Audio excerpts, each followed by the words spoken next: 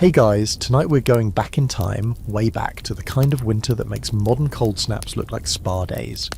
This is the medieval winter. No puffer coats, no hot chocolate, no electric anything. Just you, some threadbare wool, and the creeping suspicion that your toes might not make it to spring. You probably won't survive this.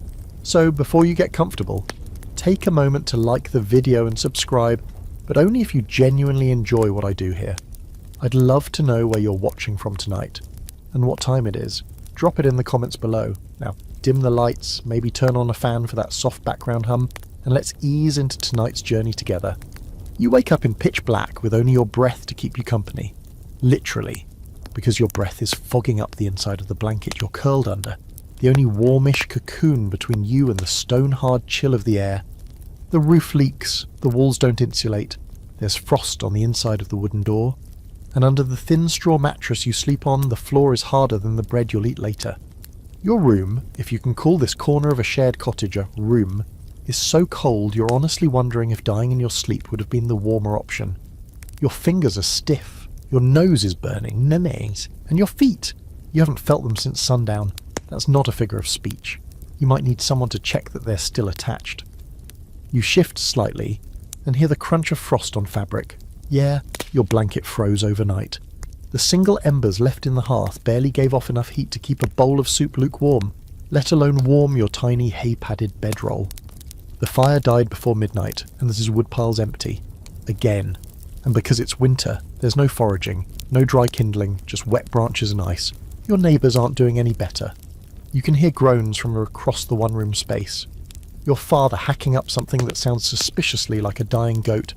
Your mother muttering a morning prayer through chattering teeth, and your younger siblings whining softly, curled together for warmth like pups. You'd feel bad, but you can't move your arm enough to throw another blanket on them, not that there are any left. The sun hasn't risen yet, and you kind of hope it doesn't. Why? Because sunlight means responsibility, means chores, means having to leave this barely livable corner and step into the world outside. And outside is worse, but you do get up, slowly. Every joint complains, every breath stings. Your toes find the cold dirt floor, and you feel your own heel bones touch down like they're walking on swords. You shuffle across the room to check the hearth. Just ashes, grey and cold, like everything else this time of year.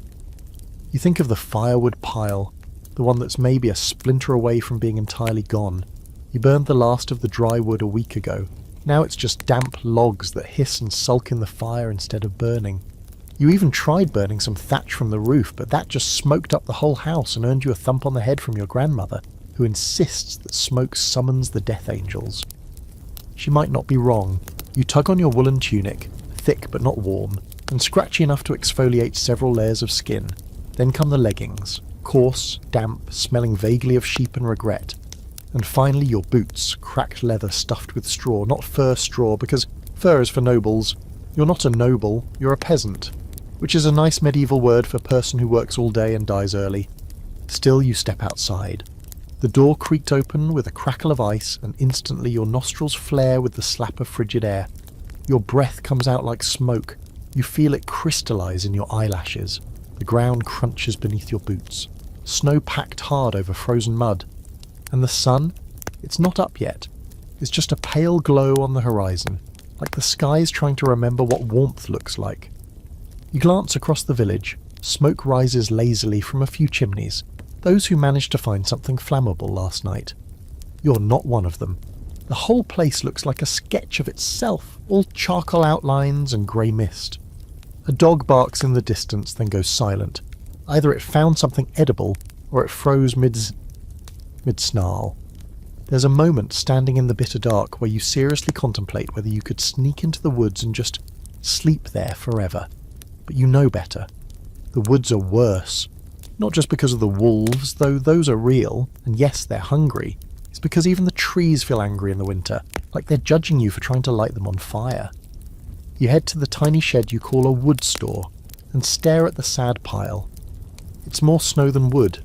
Each log you touch is soggy, frozen, and heavier than a full sack of grain.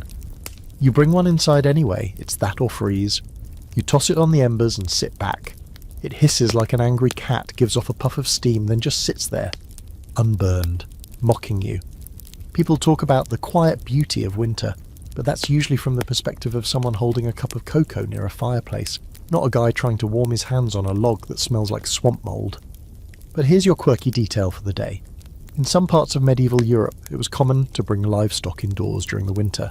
Yes, right into the living quarters, just for the extra body heat. Smelly? Absolutely. Effective? Debatable, but cuddling a goat might keep you alive. And there's a deeper ongoing debate historians still argue about. Just how cold were these winters really? We know that the medieval period included what's known as the Little Ice Age, a centuries-long cold snap. But no one's quite sure how much it varied by region, and whether it was the winters themselves or the crop failures they caused that did the most damage. Either way, you're feeling the damage firsthand, and it's only morning. You stare into the hearth for a while, hoping that by sheer force of will the soggy log will catch fire. It doesn't. It just sizzles. Your stomach growls, a long, hollow ache that's been with you for days. It's not that you're starving exactly yet, but you're running on less than fumes. And what's worse is knowing there's nothing fresh coming, not until spring if you live that long. You stagger to the rough-hewn table in the corner and pick at the cloth covering your food stores.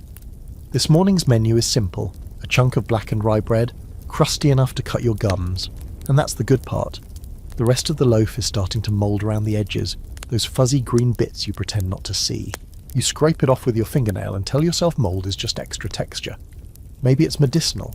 That's what the old woman across the village claims. She says, mould shows God's hand touching the bread. Sure, maybe with a slap. There's a thin broth left over from last night. Mostly water, a few floating cabbage leaves and the ghost of a turnip. Cold, congealed and flavoured with despair.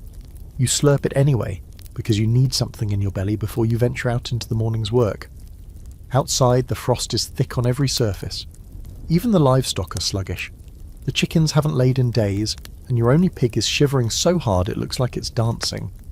But food and heat are at war in your life, and you only get to choose one. You can use the last of your dried grain to make something resembling porridge, or you can barter it for firewood and stave off hypothermia a few hours longer. Either way, you lose, and choosing wrong might kill you by week's end. You've already burned the stool by the hearth. The ladder to the loft, gone. The back half of the family bench, that's tonight's fire. You wrap yourself again in your cloak, a word that suggests drama and mystery when really it's a wet wool rectangle with a hole cut out for your head, and head out with a wooden bucket. The well is a short walk away, but short is a cruel joke when the cold claws at your face like it's trying to peel your skin off. Every inhale burns. Every step feels like it might be the one where your leg just says, nope, I'm done, and buckles into the snow. The well is iced over, of course. You hammer at it with a stone until a crack appears, then use a stick to pry it open. The water is bitterly cold, but at least it's water. You fill your bucket, spill a third of it on your boots, and try not to scream as the ice instantly soaks into your socks. On the way back, your mind wanders to the rumours, the ones people whisper when they think the church can't hear, about the people in the next village over. They say someone there ate their dog last winter. And then a neighbour. Is it true? Who knows? But you're starting to understand how it could be. When you're this hungry, you don't think straight. You look at living things differently. Even your shadow looks edible. Your father is already outside, hacking weakly at a frozen tree stump with a dull axe. It's less chopping wood, and more attacking the concept of warmth out of spite. You offer to take over. He gives you a tired nod and shuffles off. You know he's proud of you, at least in the way medieval fathers show pride, which is mostly not shouting at you while handing you tools. You swing the axe, again and again. It bounces, splinters, does nothing. You're sweating and freezing at the same time, which is a medieval party trick called dying slowly. Eventually a small chunk chips off. It's not enough, not nearly, but it's something. And at least the movement keeps your blood pumping. Here's a historical gem to think about while you swing. In some areas during this period, peasants resorted to mixing sawdust or ground up tree bark into their bread dough to stretch it further. You'd laugh if it didn't make so much sense right now. You honestly consider doing it. Bark isn't nutritious, but it fills space, and space filling is starting to sound better than nourishment. Now, here's the cruel twist. In theory, this could be the time of year when you're least physically busy. No ploughing, no harvesting. But instead, You're working harder than ever just to stay alive. Because nothing works the way it should. Fires refuse to start. Tools break, livestock die. Everything slows down, but your panic speeds up. And there's a broader scholarly debate that people in your future will argue about. Some researchers believe the worst winters of the medieval period weren't just bad, they were catastrophic. They think early records understate just how lethal these months were, especially in lower class households. No diaries from poor families exist. No royal scribe documented the freezing death of a peasant girl in a cottage 3 miles from the manor. So the real scale of winter suffering is a gaping blank. You go back inside and your mother is mixing something in a cracked clay bowl. You can't identify it and you know better than to ask. She offers you a wooden spoonful. You take it. It's warmish, tastes like boiled lint and dirt. But you nod, say thank you, and eat another bite. Because gratitude is the only seasoning you have. The baby is crying again, probably from the cold, probably from hunger. There's no milk, no wet nurse. Your mother wraps him tighter in cloth that smells faintly of sour milk and sweat, and rocks him without rhythm, humming a lullaby that sounds more like a warning. You sit down next to the hearth and watch the smoke rise. The wet log finally caught fire, or at least is thinking about it.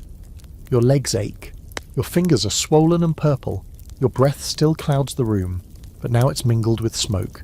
You close your eyes just for a second, and there it is again, that little thought that creeps in around this time of year. What if you didn't wake up tomorrow? Not in a sad way, just practical.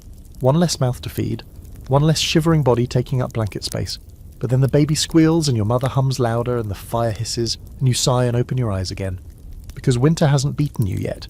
You're back outside before sunrise has even fully shown itself, squinting into a dull grey sky that offers no comfort and even less light. There's no colour out here, just shades of ash and bone. Your breath comes in clouds, and even the trees look miserable, like they're tired of existing in this season. You tighten the ropes that pass for laces on your boots, still damp from yesterday's ice, and start your walk toward the commons. It's ploughing day, sort of. It's more pretend to plough day, because the soil is frozen solid and your wooden plough might as well be a spoon. Your hands grip the old leather reins as you coax the oxen forward. These beasts are massive, lumbering, and not in a rush, probably because they're half frozen too. Their breath steams from their nostrils, and frost clings to the coarse hairs around their eyes. They eye you like they're considering mutiny, but reluctantly they move. Each step into the frozen soil is a groan, a crunch, a complaint. You and the oxen form a pitiful parade down the strip of land you've been assigned. You try to dig the plough into the earth, but it skips like a stone on ice. It screeches, the wood straining with each tug. You press harder, using your full body weight, and still the blade barely bites. After half an hour, you've made maybe a dozen feet of shallow, mostly useless grooves. Your shoulders are already burning, and your fingers? You stopped feeling them 20 minutes ago. This isn't farming. It's punishment. It's performance. Like waving a knife at a mountain and calling it quarrying. But you keep going because the manor expects it. Even in winter, especially in winter, the Lord wants to see activity, wants to believe his land is working for him while he eats roast meat and warms his feet by the fire. So you plough, or act like it. Nearby you spot one of the other peasants, a man named Aldrich. He's older, stronger, and somehow more miserable than you are. His ox is refusing to move altogether. Aldrich kicks at it, curses in a slurry of French Latin, and whatever angry grunts pass for medieval expletives. It's almost funny. Almost. But your stomach is too hollow for humour. The field is mostly silent, save for groans and the occasional crack of frozen earth yielding reluctantly to ancient tools.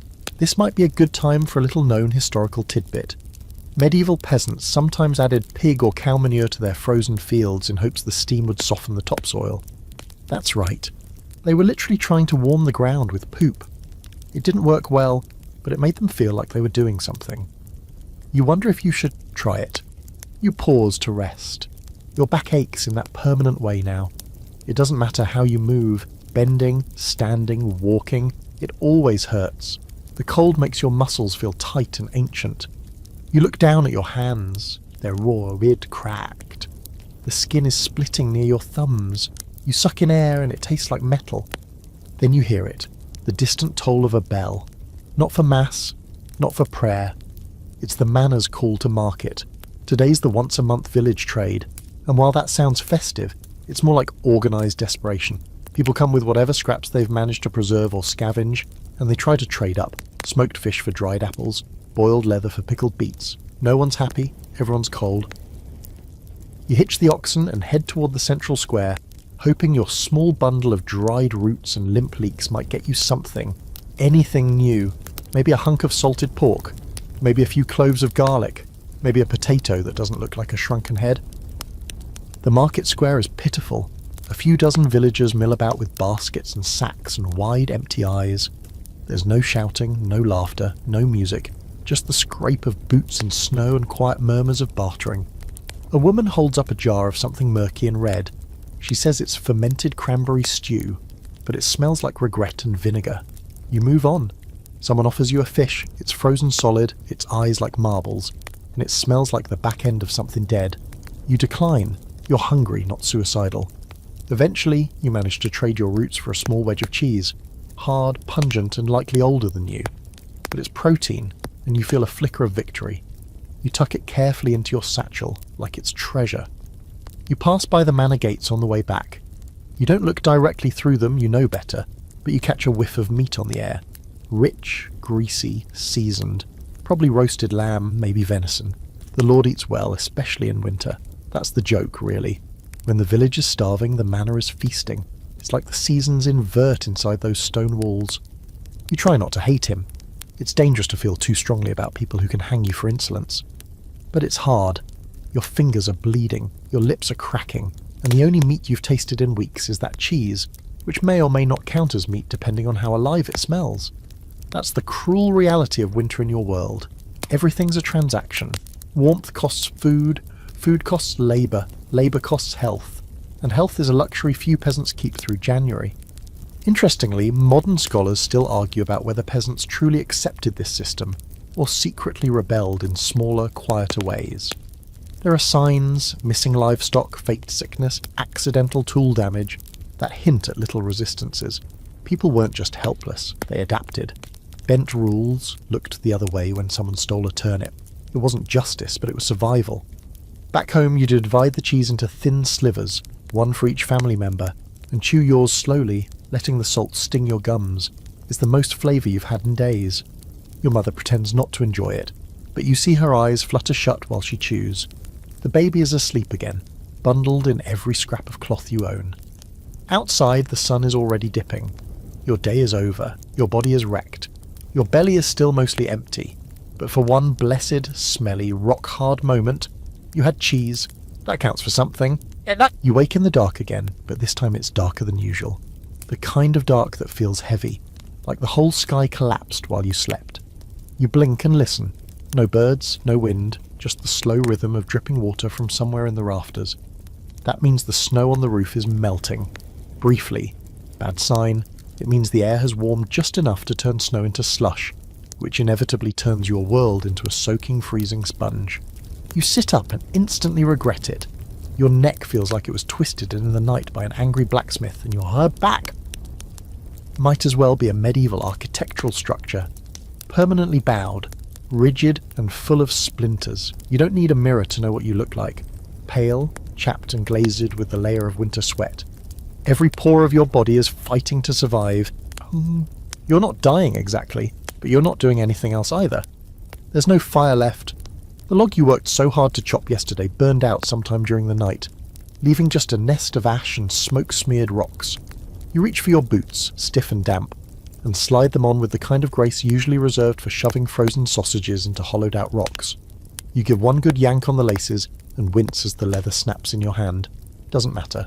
You weren't going to walk comfortably anyway. Outside, the ground is a mess. Ice sits in thick patches over mud, and where the sun pokes through, it's created a landscape of slop. Your first step lands in a puddle hidden under snow, and your toes are immediately soaked. Your second step is more cautious, but not enough. You slip, flail, and somehow catch yourself on the corner of a frost-covered fence post. You mutter a prayer, or a curse.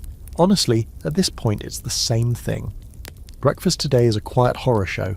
Bread that's more rock than grain, paired with a smear of something your mother insists is preserved fat.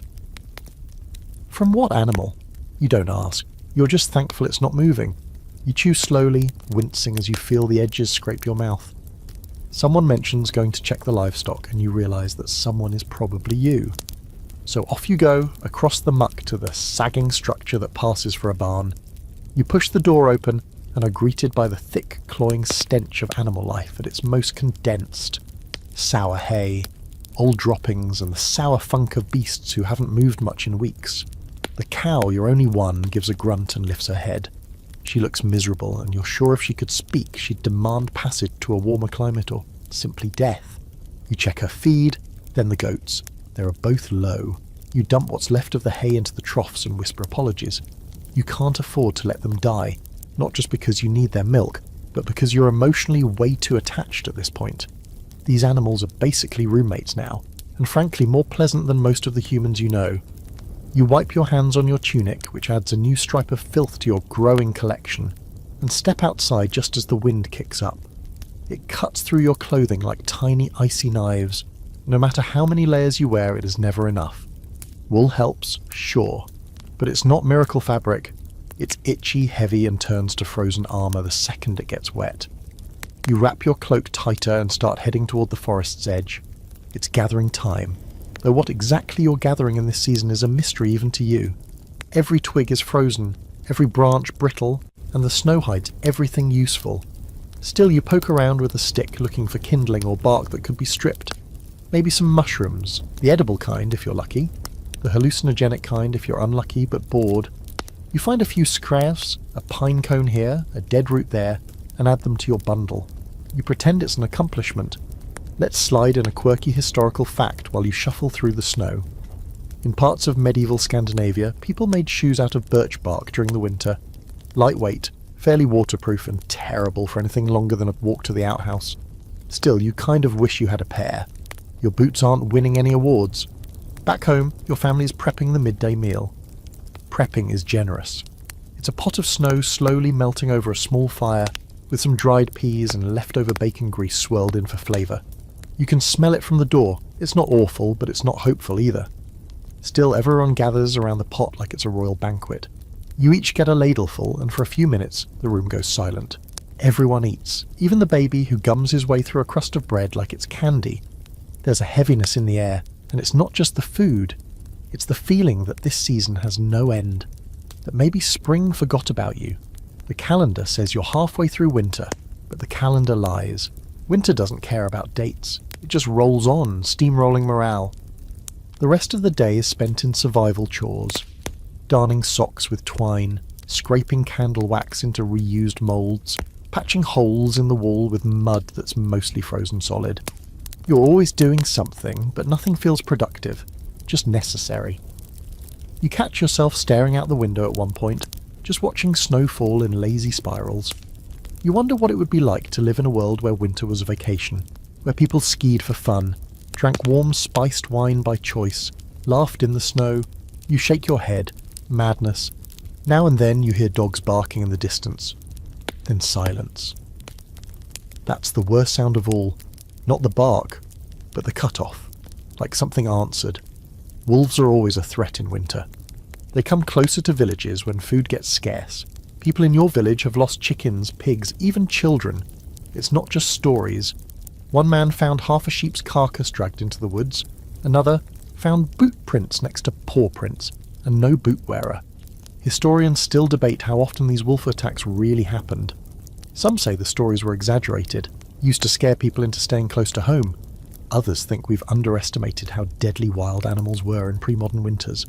Either way, you keep your ears open when you go outside after dark. As the sun sinks again, everything goes blue and silent. Dinner is whatever's left of the midday stew, watered down and stretched with oats. You eat slowly, watching the candle burn down. The wax pools at the base. Shadows stretch along the wall. Later you lie awake, wrapped in every bit of fabric you own, listening to the wind whistle through the boards. You hear creaks, moans, a far-off howl, or maybe it's just the wind. Either way, you don't sleep well. You're already dreading tomorrow. Morning doesn't arrive so much as seep into the room like a slow leak. A grey, colourless dawn that filters through the cracks in the wall, turning everything a dull shade of hopeless. You're already half awake when it comes, having spent the last few hours shivering under your damp blanket, nose poking out just far enough to ache from the cold. You think about staying under for just a little longer, but there's no such thing as luxury anymore. Not even 10 more minutes. Not when the animals need tending, the fire needs building, and the snow outside is piled high enough to block the door. You groan as you get up, every joint protesting. Your shoulders feel like they've been forged into one solid piece, and your knees pop loudly as you swing them over the edge of the straw mattress. Your boots, still wet, still half frozen, are waiting for you by the hearth, which has gone completely cold again. No embers, no glow, just a crater of ash and yesterday's regrets. You wedge your feet into the stiffer leather, grit your teeth, and begin the morning's ordeal. First task: open the door. Not as simple as it sounds. The snow has drifted up high during the night, packed tight against the outside. You press your shoulder into the wood, push hard, and manage to crack it open enough to shove a boot through. Cold air blasts into the house like it's been waiting all night for its chance. Your mother groans and pulls her shawl tighter. Your younger brother curses softly and curls deeper into his pile of rags. You brace yourself, step out, and sink halfway up your shin in fresh snow. Everything is white. The ground, the trees, the roofs of nearby cottages. It all looks like someone spilled flour across the entire world. The silence is eerie, muffled, like sound itself is frozen solid. You glance up at the sky. It's that dull, pewter tone that promises more snow, not less. Somewhere off in the distance, a rooster gives a strangled crow and then goes quiet again, probably regretting the whole idea of being alive. Today, the main task is clearing the paths between the cottage and the barn, and from the barn to the road. You pick up the wooden shovel, cracked at the handle, barely holding together, and start digging. It's slow work. The snow is wet, heavy, and stubborn. Each scoop is like lifting a small disobedient boulder. You clear a narrow trench and stamp it down with your boots, then head to the barn to check on the livestock. Inside, it's not much warmer, but at least it's dry. The cow greets you with a mournful moo, and the goat blinks at you like she's mentally filing complaints. You brush snow off your shoulders and get to work clearing out their bedding, replacing what little straw you have left. The feed is low again, and you portion it out carefully, whispering soft apologies to both animals as they nibble greedily. You remember stories of entire village herds freezing to death in their stalls. Livestock dropping one by one when the hay ran out or the temperature dropped too fast. It happened 2 winters ago to a family near the forest's edge. They woke up to silence and found all 3 of their cows stiff, their mouths frozen around empty troughs. The family tried to butcher them for meat, but the meat spoiled before they could cook it all. They ended up with nothing but bones. While the animals eat, you check the roof of the barn. The snow load is heavy, and if it builds up too much, the whole thing could cave in. You clamber up the side and begin knocking snow off with a pole. Each thump sends a cascade of white tumbling down, and your arms quickly go numb from the effort. You slip once, just enough to remind yourself that falling off a roof in winter isn't a bruise, it's a death sentence. But you stay up there until the roof is clear enough to hold another day's worth of snow. Your fingers are purple by the time you climb down. You shake them out, blow on them, tuck them under your arms, but the feeling doesn't come back right away. You remember what happened to that boy, Thomas, last year. He lost 2 fingers to frostbite after he got drunk and passed out in the snow. They blackened and fell off like dried mushrooms. You try to flex to your hands again, just to be sure. You drag yourself back toward the cottage, where your mother is stirring something in a pot over a new fire. You inhale, hopefully, turnips and barley maybe? Something to warm the belly. She ladles out a scoop for each person, and you slurp it down despite the fact that it burns your mouth. You don't even care. Warm food is the only pleasure left. It could taste like boiled shoelaces, and you'd still be grateful. Someone knocks at the door. It's your cousin Edric, red-nosed and wrapped in a cloak that looks like it was stolen from a scarecrow. He says they're organising a trip to the woods for more firewood, one of the deep cuts, where the trees haven't been picked clean yet. It's dangerous. The snow is thick, the path is icy, but there's no choice. If you don't help gather wood, your home might not make it through the next cold snap. You nod and tell him you'll join. On the way to the forest, you trudge behind Edric and 2 others, each of you hauling an empty sled. No horses today. They're too valuable to risk. The snow is thigh-high in places, and every few steps you have to stop and catch your breath. The forest looms ahead, dark and hellital, like something sketched in ink. The deeper you go, the quieter it gets.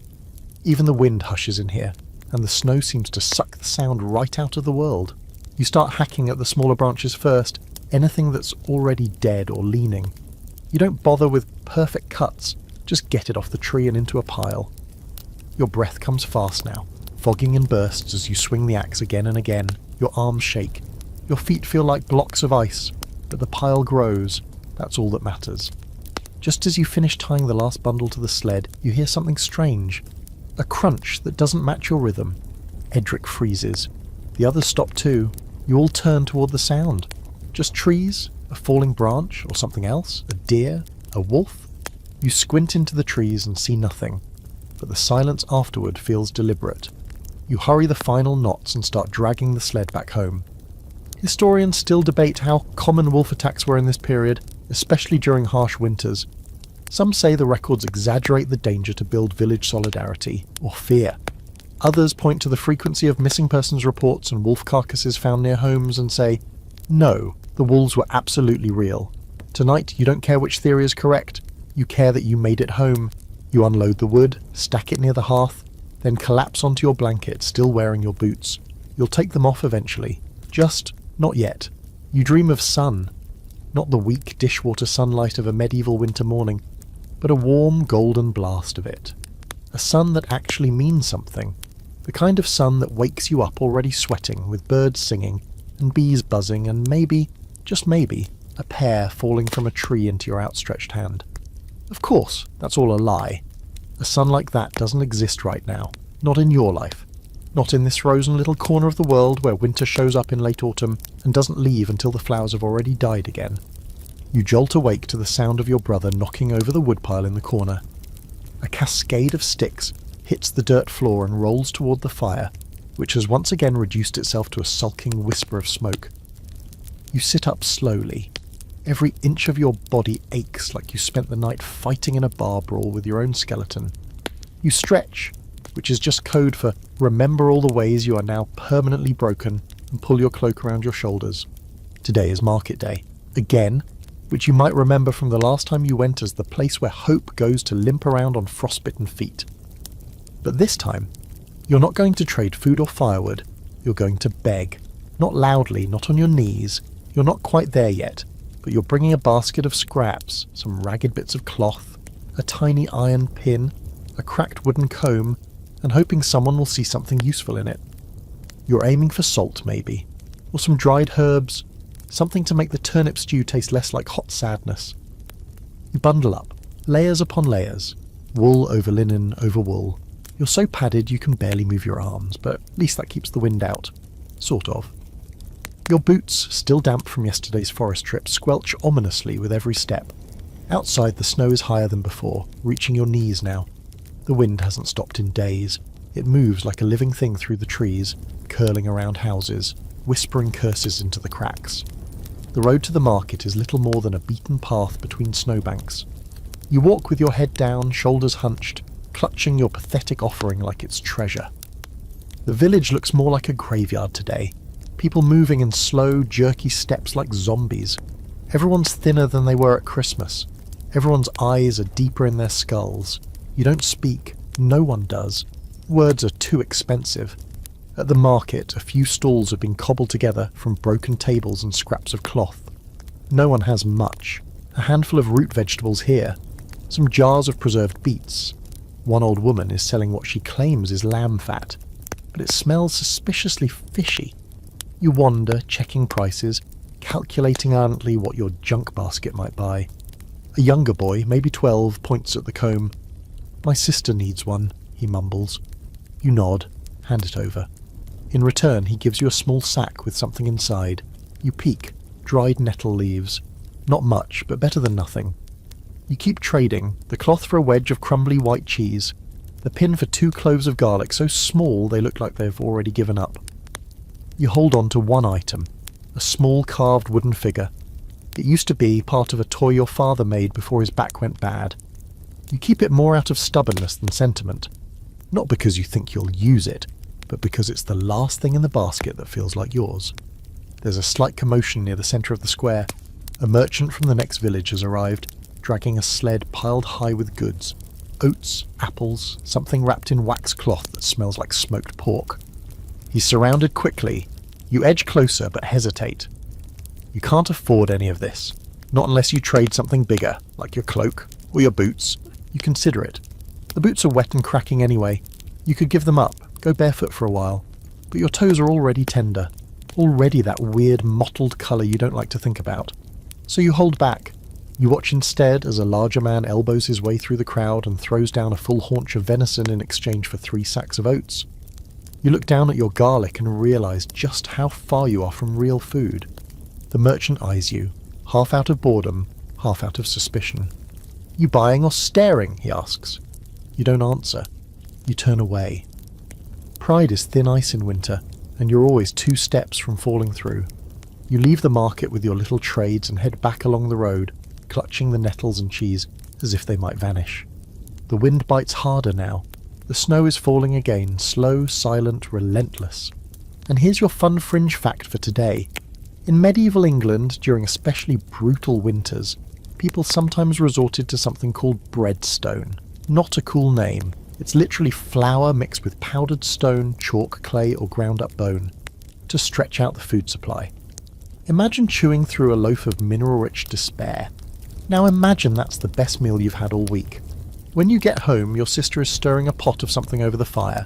It smells, okay, better than usual anyway. You hand her the nettles. She nods, sprinkles them in.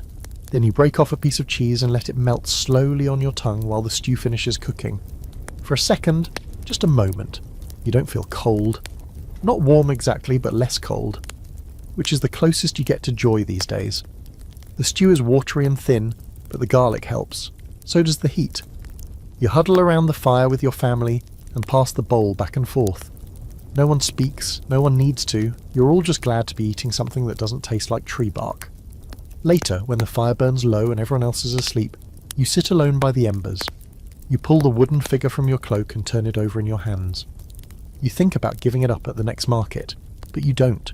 You tuck it back into your pocket, right next to the last piece of garlic, and lean back against the wall, eyes drifting shut. Scholars still argue about whether medieval peasants ever had free time, especially in winter. Some say winter was a rare lull in the agricultural cycle. Others point out that survival work never stopped, just changed. You can't decide what today was. A break? A beating? Both? Either way, you made it home with cheese and nettles. That's what counts. That, and the fact that your boots are still on your feet. For now. The morning doesn't knock, it barges in. A gust of wind slams against the house so hard it rattles the shutters and sends a curtain of frost cascading from the beams. You're jerked awake by the noise and the sudden shift in temperature. Someone must have opened the door. You squint toward the dim grey light and spot your father standing there, bundled up and scowling into the wind like he's daring it to kill him faster. It's not even properly light yet, but he's already preparing for a trip up to the manor house. Now this is important. The lord of the manor, the man who technically owns every dirt clod you've ever touched, is expecting his taxes. Not coins. Of course. You're too poor for that. He wants payment in goods, labour or food. Problem is, you don't really have any of those things. But he doesn't care. He doesn't even remember your name, most likely. He just knows the village owes him something, and he'll take it whether you can spare it or not. You throw on your clothes, all still damp and stiff from yesterday, and stomp toward the hearth. Someone already started a small fire, and it's crackling bravely against the bitter cold. Your mother hands you a small slice of bread smeared with the very last bit of lard. It's thin and greasy and the size of your palm, but it's breakfast. You eat it in 2 bites and wash it down with water that still tastes faintly of the bucket it came from. You and your father bundle a few small offerings into a cloth sack. 3 cracked eggs, a few shriveled onions, a wedge of cheese that's seen better months. He adds the wooden pin you didn't manage to trade at the market. You tie the sack shut and follow him into the wind. The manor house sits on a slight rise at the edge of the village, looming above everything like it's judging you. Built from heavy stone, it looks like it was designed by someone who never had to fetch their own firewood. As you trudge uphill, you feel the temperature drop even further. The wind whips your cloak sideways and cuts through your layers like a knife dipped in ice water. Your nose runs, your ears go numb, but you keep walking. By the time you reach the manor gates, your lips are blue and your hands don't quite work. A guard eyes you with mild disgust before jerking his head toward the side entrance. You're not worth the front door. Inside, the warmth hits you like a slap. It's hot in here. Actually hot. Your skin prickles with it. You smell roasted meat and beeswax candles. You want to fall to the floor and beg to stay, just to soak it in, but you don't. You just stand there clutching the sack, waiting. Eventually the steward appears. He doesn't look at you, just gestures for the sack. You hand it over and watch as he opens it, sniffs the onions and sneers. "That all?" he says, like you just spat in his soup. Your father mutters something about the snow, the hunger, the sickness in the animals. The steward doesn't respond, he just nods, writes something in a leather-bound ledger, and waves you off like flies. No payment in return, no thanks, just a dismissive flick of his fingers. As you turn to leave, you glance toward the main hall through an open doorway. Inside, the Lord himself is reclined on a cushioned bench, one foot resting on a fur-covered stool sipping from a goblet. A hunk of meat, boar maybe, rests on a silver plate beside him. His face is ruddy with wine and firelight. He's laughing at something a servant just said. You feel your stomach twist. Back outside, the wind is waiting for you. It punches you in the chest the moment you step through the door, like it knows you got too warm in there. You walk back down the hill in silence. Your father doesn't say much. He doesn't need to. You've both just paid your winter tax in humiliation and empty stomachs. Here's your historical fact for the day. In medieval Europe, many lords did demand tribute from peasants during the harshest parts of winter, knowing full well the peasants could barely feed themselves. It wasn't about cruelty necessarily, it was about order. The system expected it. If one family didn't pay, the others might try to get away with it too. So even if you were down to your last egg, it was going in that sack. At home, your mother takes one look at the empty hands and nods, unsurprised. She already knew what would happen. Everyone does. You settle back into the corner, curl up near the fire, and stare at the small pot hanging over the flames. It's boiling water for porridge. No oats yet, those come later. Maybe. You spend the afternoon helping repair the roof. There's a new leak near the chimney, probably from an ice dam. You crawl up with your brother and start chipping at the frozen mess. It's tedious and terrifying. The roof creaks with every movement. The thatch breaks off in brittle chunks. The wind pushes you sideways, and the ladder sways with every shift in weight. If you fall, you're dead, simple as that. As you work, you hear shouting in the distance near the woods. A group of men is dragging something back toward the village. You squint, shielding your eyes from the snow glare. It's a deer, a massive one. Slung between two poles and steaming in the cold, you nearly fall off the roof trying to get a better look. They say it was snared, not hunted, a lucky trap set by a half-starved farmer who wasn't even trying for deer, just rabbits, but luck is luck. The village gathers around as the beast is hung up and quartered. The Lord will get his share, of course, a leg at least, but the rest? It might feed half the town for a few days, maybe longer if they stretch it. Salting, smoking, boiling bones for broth. You're given a small portion of flank meat, a tough, stringy piece with almost no fat. But it's meat, real meat, the first in weeks. That night your family dines like royalty, or at least like royal dogs. The stew is thick, rich with marrow and wild onion. You mop your bowl clean with bread so dry it crumbles like sand, and then lick your fingers. After dinner your father pulls out the little wooden figure you'd hidden in your cloak days ago, or he smiles, just barely, and says, "Remember when you carved this?" You nod. You remember. You were 7. It was supposed to be a knight. It looks more like a malformed turnip with legs. But everyone pretended it was heroic. There's a rare warmth in the room tonight. Not from the fire. Not from the food. But from something else. Survival, maybe. That brief, rare sense that you're not just enduring, but enduring together.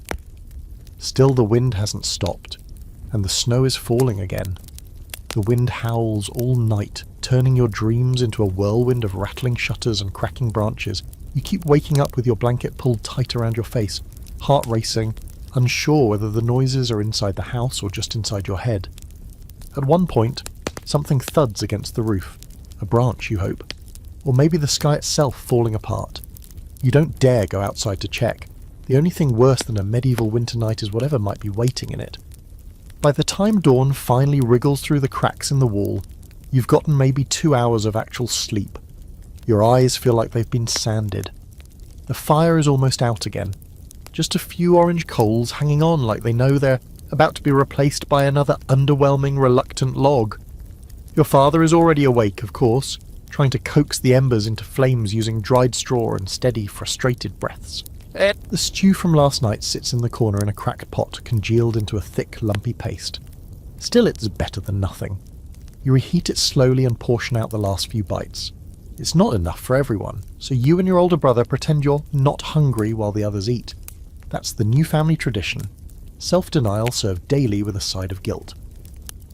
Later that morning, you step outside to check on the goat and find the door frozen shut. You press your weight against it, try to lift it off its warped hinges, and finally just kick it hard enough to rattle the walls. It swings open with a shriek, and a puff of powdered snow smacks you right in the face like winter's version of a slap. The sky is white again, heavy with snow, and the air stings like tiny knives on your cheeks. The goat, thankfully, is still alive, barely. She looks at you like she's reevaluating her life choices. You brush the frost from her fur and offer her the last handful of hay, which she accepts with more grace than most people would. You check the cow next. She's huddled in the corner of the barn, looking like she's considering reincarnation as something warmer, like a candle. When you return to the house, your father suggests heading to the village alehouse. Not for drink, you don't have the coin for that, but for news, warmth, and maybe a few whispers about which families are faring worse than yours. It's a bleak game, but in times like this, someone else's suffering sometimes means your survival. And let's be honest, the alehouse has a fire, and you'd trade your best sock just to sit near it for 10 minutes. You trudge through the snow toward the thatched building at the edge of the village square. The door creaks as you open it, and a wall of warmth hits you. Real warmth. There's a fire in the hearth, the kind that's been going for days, and a few figures hunched close to it like moths to flame. You make your way over, nodding to the innkeeper, who nods back with the tired politeness of someone who knows you won't be buying anything. You settle on a bench near the flames. It's so hot it actually stings at first. Your face starts to thaw. You feel your fingers again. You don't even care that they ache as the blood comes back. The ache means they're still yours. Next to you, a man is talking about a family 2 villages over who lost their roof in the storm, caved in under the weight of the snow. No one died, but their food stores were ruined. They're staying with neighbours, 6 people in one bed. You can't decide if that sounds miserable or kind of cosy. Someone else grumbles about the church's tithe collector, who's been making his rounds like winter doesn't exist, still demanding gifts to God, even as children cough themselves hoarse in freezing beds. There was quiet agreement, but no rebellion. Not out loud, anyway. One man spits into the fire and mutters, maybe if God came down here for a night, he'd change his appetite. You all laugh, not because it's funny, but because laughter's cheaper than bread. Here's a strange but true nugget for the day. In some medieval taverns, beer was served warm, not just because it tasted better in winter, but because it could help heat up your entire body from the inside out. The alehouse keeper sometimes left barrels by the fire just to bring them to life, as they said. Of course, warm ale tastes like old bread juice, but at least it didn't freeze in your cup. As the fire starts to lull you into a dangerous drowsiness, you hear a name whispered across the table. Someone you know. Maren. She lives near the woods. Her family's been out of food for days. She was seen walking the river alone yesterday. People are worried. That's how these stories start. A person disappears and everyone starts watching the tree line, waiting for their ghost to come back with frost on its lips. You don't know what to do with that. There's nothing you can offer her family, nothing extra to give. You think of your own mother, huddled by the fire, rationing dried peas and pretending not to shiver. Your stomach knots. You want to help, but in winter, charity is a risk. You've seen people offer too much and pay for it later, when the snow gets deeper and their own cupboards go bare. You stay at the alehouse until your limbs feel human again. When the fire starts to lose its bite and your guilt outweighs your comfort, you rise, thank the innkeeper, and step back out into the cold. It's snowing harder now. The flakes swirl around you in a chaotic dance, driven by wind that wants to skin your face off.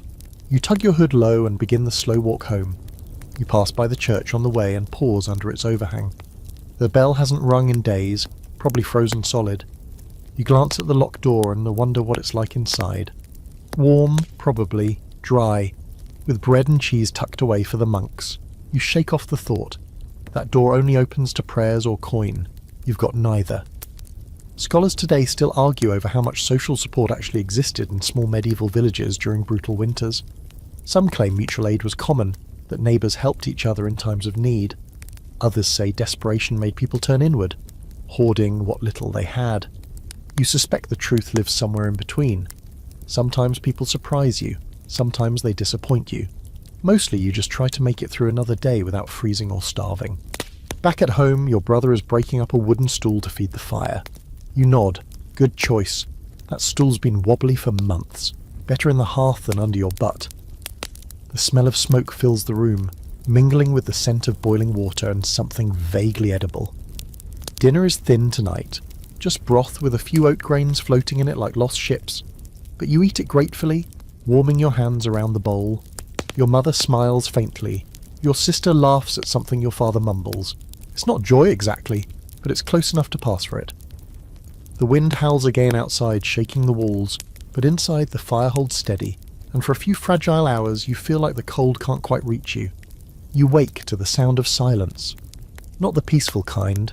No birds chirping, no wind, not even the groan of the timbers as the house shifts in the cold.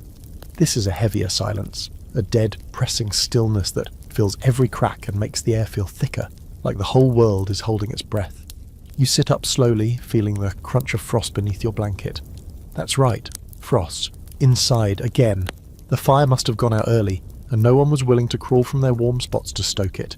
Your breath hangs in the air in long, lazy clouds, the kind that only happen when the temperature drops into the "why are we even still alive" range. You reach for your boots, again. They're stiff. Of course, still damp, still half frozen, still lying in the exact spot you left them, because if you bring them too close to the fire, the leather will crack. You force your feet in anyway, wincing as the cold swallows your toes. No one's talking. Your family is awake, sure, but everyone's going through the same slow-motion struggle of getting vertical. You see your brother rubbing his arms, your mother pouring water into a pot so slowly you wonder if she's dreaming with her eyes open. She probably is. It's been weeks since any of you got decent sleep. The fire's out, but there's a little wood left. Enough for one good burn. You don't waste time. You drop the last few branches in, strike the flint, and breathe into the flame like your own lungs might make it grow. It catches, weakly, but it catches. You sit close, your knees nearly in the ashes, soaking up the shallow warmth. It doesn't reach your back, but it gets your face, and that's enough for now. Today is one of those days with no single goal, no errand, no harvest, no chopping. It's a day you survive by sheer habit. You wrap your scarf tighter around your neck and step outside just to check if the sky still exists. It does, but just barely. The clouds are thick and grey, low-hanging like bruises stretched across the heavens. You sniff the air. Something's off. It's colder than it should be, sharper, and it's too still. No wind, no sounds. You walk slowly around the cottage, mostly to keep the blood moving, partly out of nervous energy. A crunch behind the barn catches your attention. You round the corner and spot animal tracks. Deer maybe, but deeper, heavier. They cross through your backyard and vanish into the trees. You follow them with your eyes, heart rate creeping upward. Not deer. Wolves perhaps, or worse. The prints are too big for a fox and too far from the woods for comfort. You head back inside and tell your father. He just nods. They're getting bold, he mutters, pulling his cloak tighter. They can smell how thin the walls are. After a meagre breakfast of reheated broth and a single crust of bread, you try to distract yourself. You sit with your younger sister and attempt to teach her how to mend socks. She's 5, so naturally she stabs herself twice and declares, "Sewing is a punishment invented by demons." You laugh. A real laugh. Short, loud, and unexpected. She looks at you like she's just won something. Maybe she has. You glance outside again. Still grey, still silent. That silence gets into your head. After an hour of doing chores just to feel like you're moving, you make your way to the chapel. It's not far, just across the village green, but the walk feels longer in the cold. Every step is an argument between your muscles and your brain. The snow crunches beneath your boots, louder than it should. You swear it echoes. Inside the chapel the air is heavy with incense and cold stone.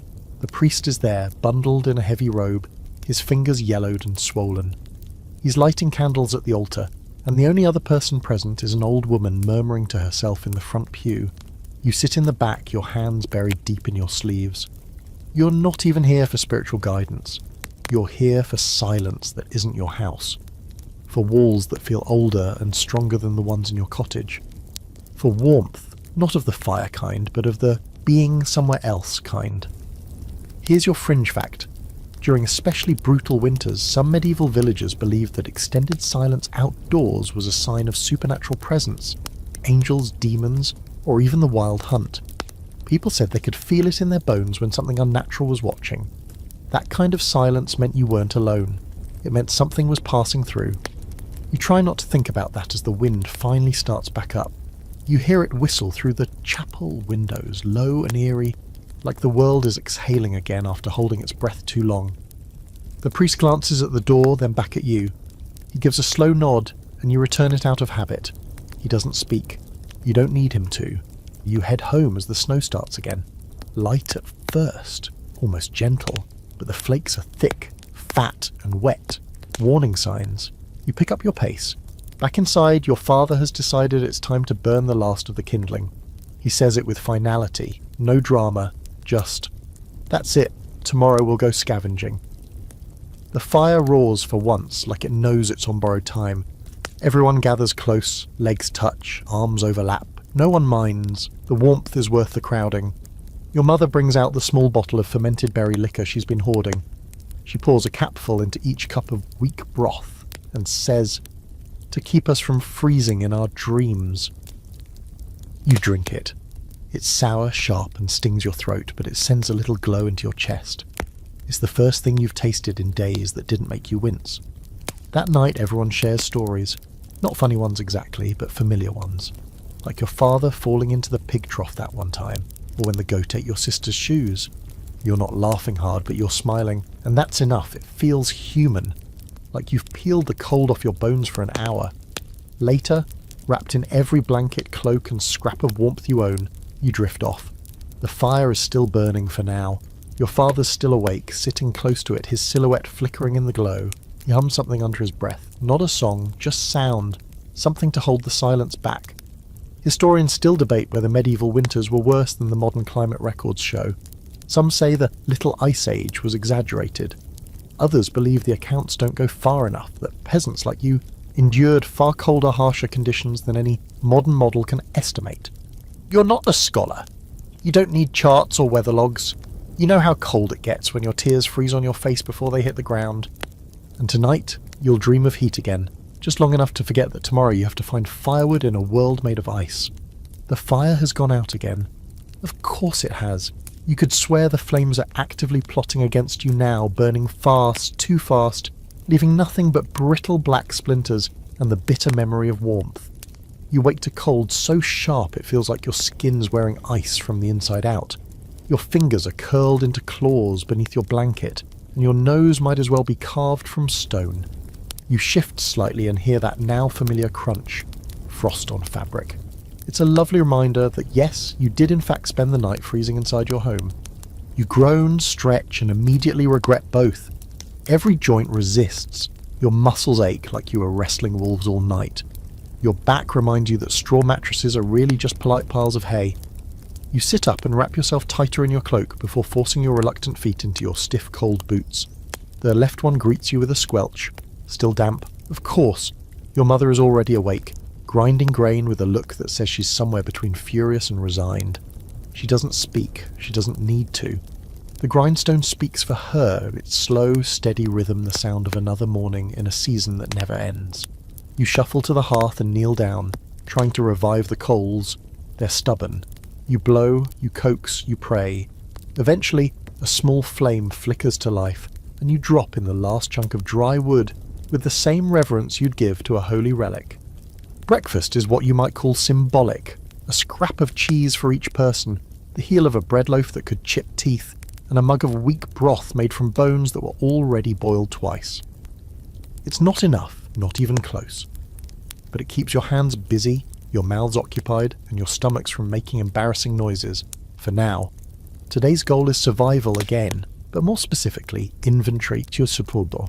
It's time to go through the food stores in the cellar and see exactly how close to disaster you are. You and your father descend into the root cellar, really just a pit under the cottage with some planks over the top, and brace yourselves. The first thing that hits you is the smell. Earthy, sour, and undeniably alive. You've got mould. Of course you do. Mould loves winter. It loves damp, cold, half-rotted vegetables, and it's throwing a party down here. You step cautiously among the baskets and crates, most of them half empty or worse. The turnips have gone soft and slimy. The last sack of rye is crawling with weevils, and the only thing left in decent shape is the pickled cabbage, which smells like something that once knew hope but gave up halfway. You do a rough count. 2 days' worth of grain, maybe 3 if you dilute it, a handful of dried beans, 1 onion, and the pickled cabbage, which no one wants but everyone will eat because want is a luxury.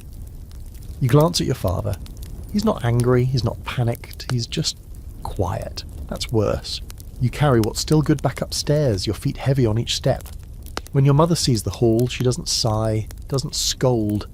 She just takes the cabbage and starts cutting it like she's chopping firewood. Here's a fringe fact to spice up your stomach-turning morning.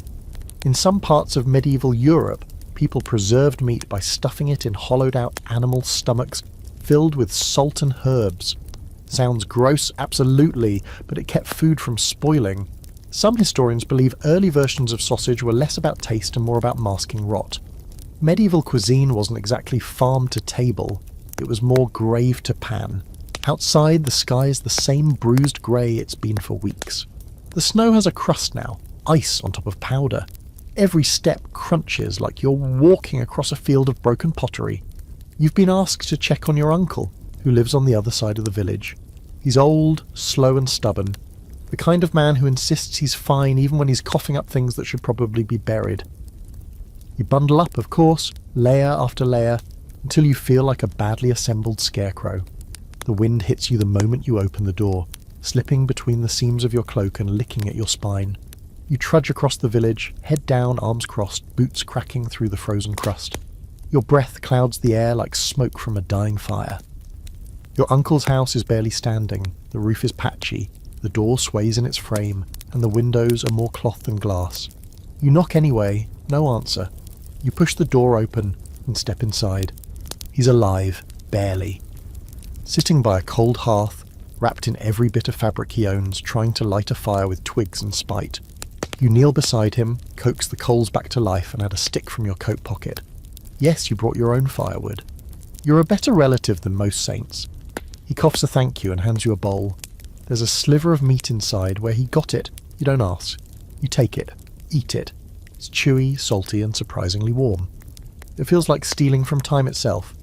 You stay for an hour, maybe 2, mostly in silence. The fire grows. His cough softens. You don't say much because there's not much to say. Words don't change the weather, or bring back food, or patch roofs, but presence means something. It has to. When you return home, the sun's already slipping away again, hiding behind clouds like it owes you money. You find your sister huddled near the fire, poking a pot of something vaguely edible. She beams when she sees you and offers a bite. It's a miracle stew. Cabbage, beans, and just enough salt to trick your tongue into thinking it might be flavourful. Dinner passes quietly. You eat slowly, deliberately, savouring every bite like it might be your last. It won't be, probably, but it might be one of the last warm ones for a while. You can feel that. Your body knows things your brain hasn't quite accepted yet. The burn of hunger, the ache of cold, the math of survival. Later that night, wrapped in layers and half dozing by the fire, your mother tells a story. Something from her childhood, a winter even worse than this one, where the snow reached the thatch and they had to dig tunnels just to walk between cottages. Her voice is soft, slow, almost hypnotic.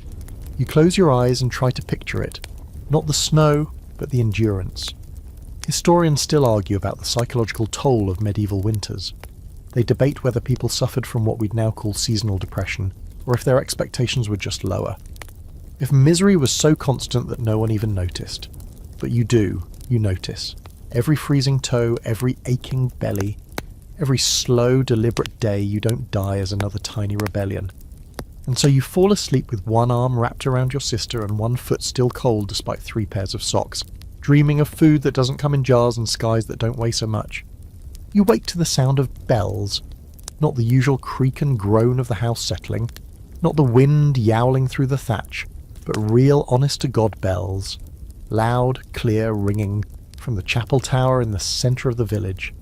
You jolt upright, your brain sluggish, your heart racing. The fire is still crackling faintly behind you, and someone, probably your mother, has already placed a kettle of water over it. But it's the bells that matter, because today isn't just another day of scraping by. Today is a feast day, not a feast like you're picturing. There's no buffet table or music or heaping platters of roasted anything. This is still medieval winter, not a Renaissance fair. But it's St. Hildeberta's Day, patroness of the harvest or healing or sheep, depending on who you ask, and that means the church is hosting Mass, followed by a community meal, which is just a fancy way of saying a slightly better bowl of stew eaten in a slightly colder building with slightly more people watching you eat it. But still, you're going. You pull yourself together, layer up, and eat a bite of something crumbly and oat-based before trudging with your family into the snow. The wind is quieter today, more like a whisper than a scream, and for a moment you feel almost hopeful. The sky is grey as always, but there's a brightness just behind it, like the sun's thinking about showing up if it feels like it.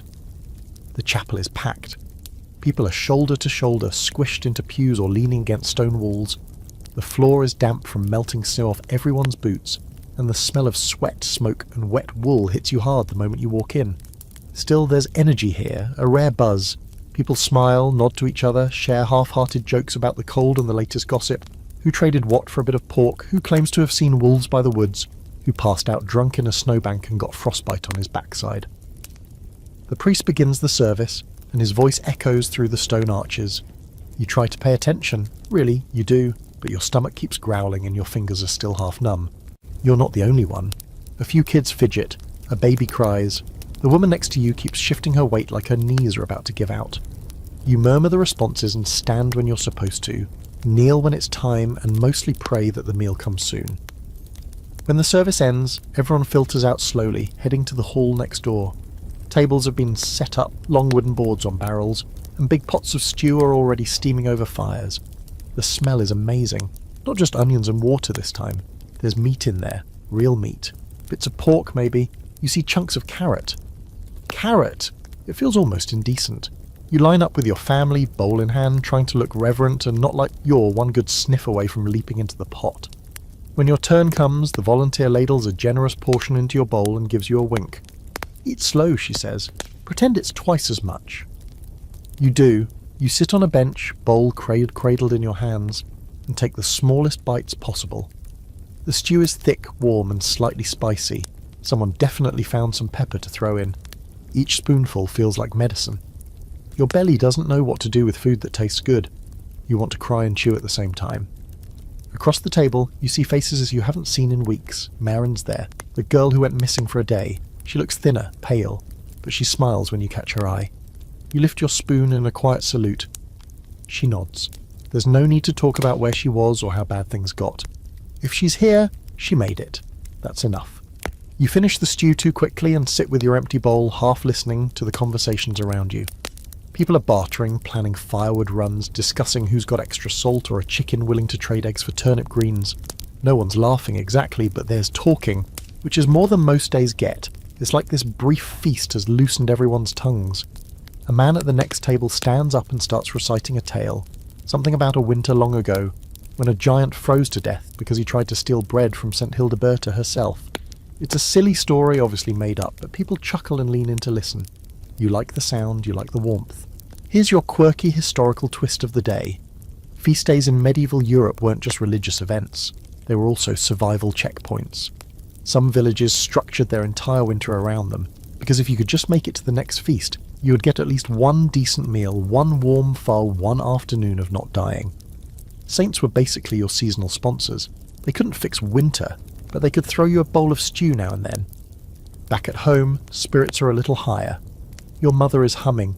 Your brother is pretending he didn't slurp the stew loud enough to wake the dead. You huddle by the fire and talk about nothing important.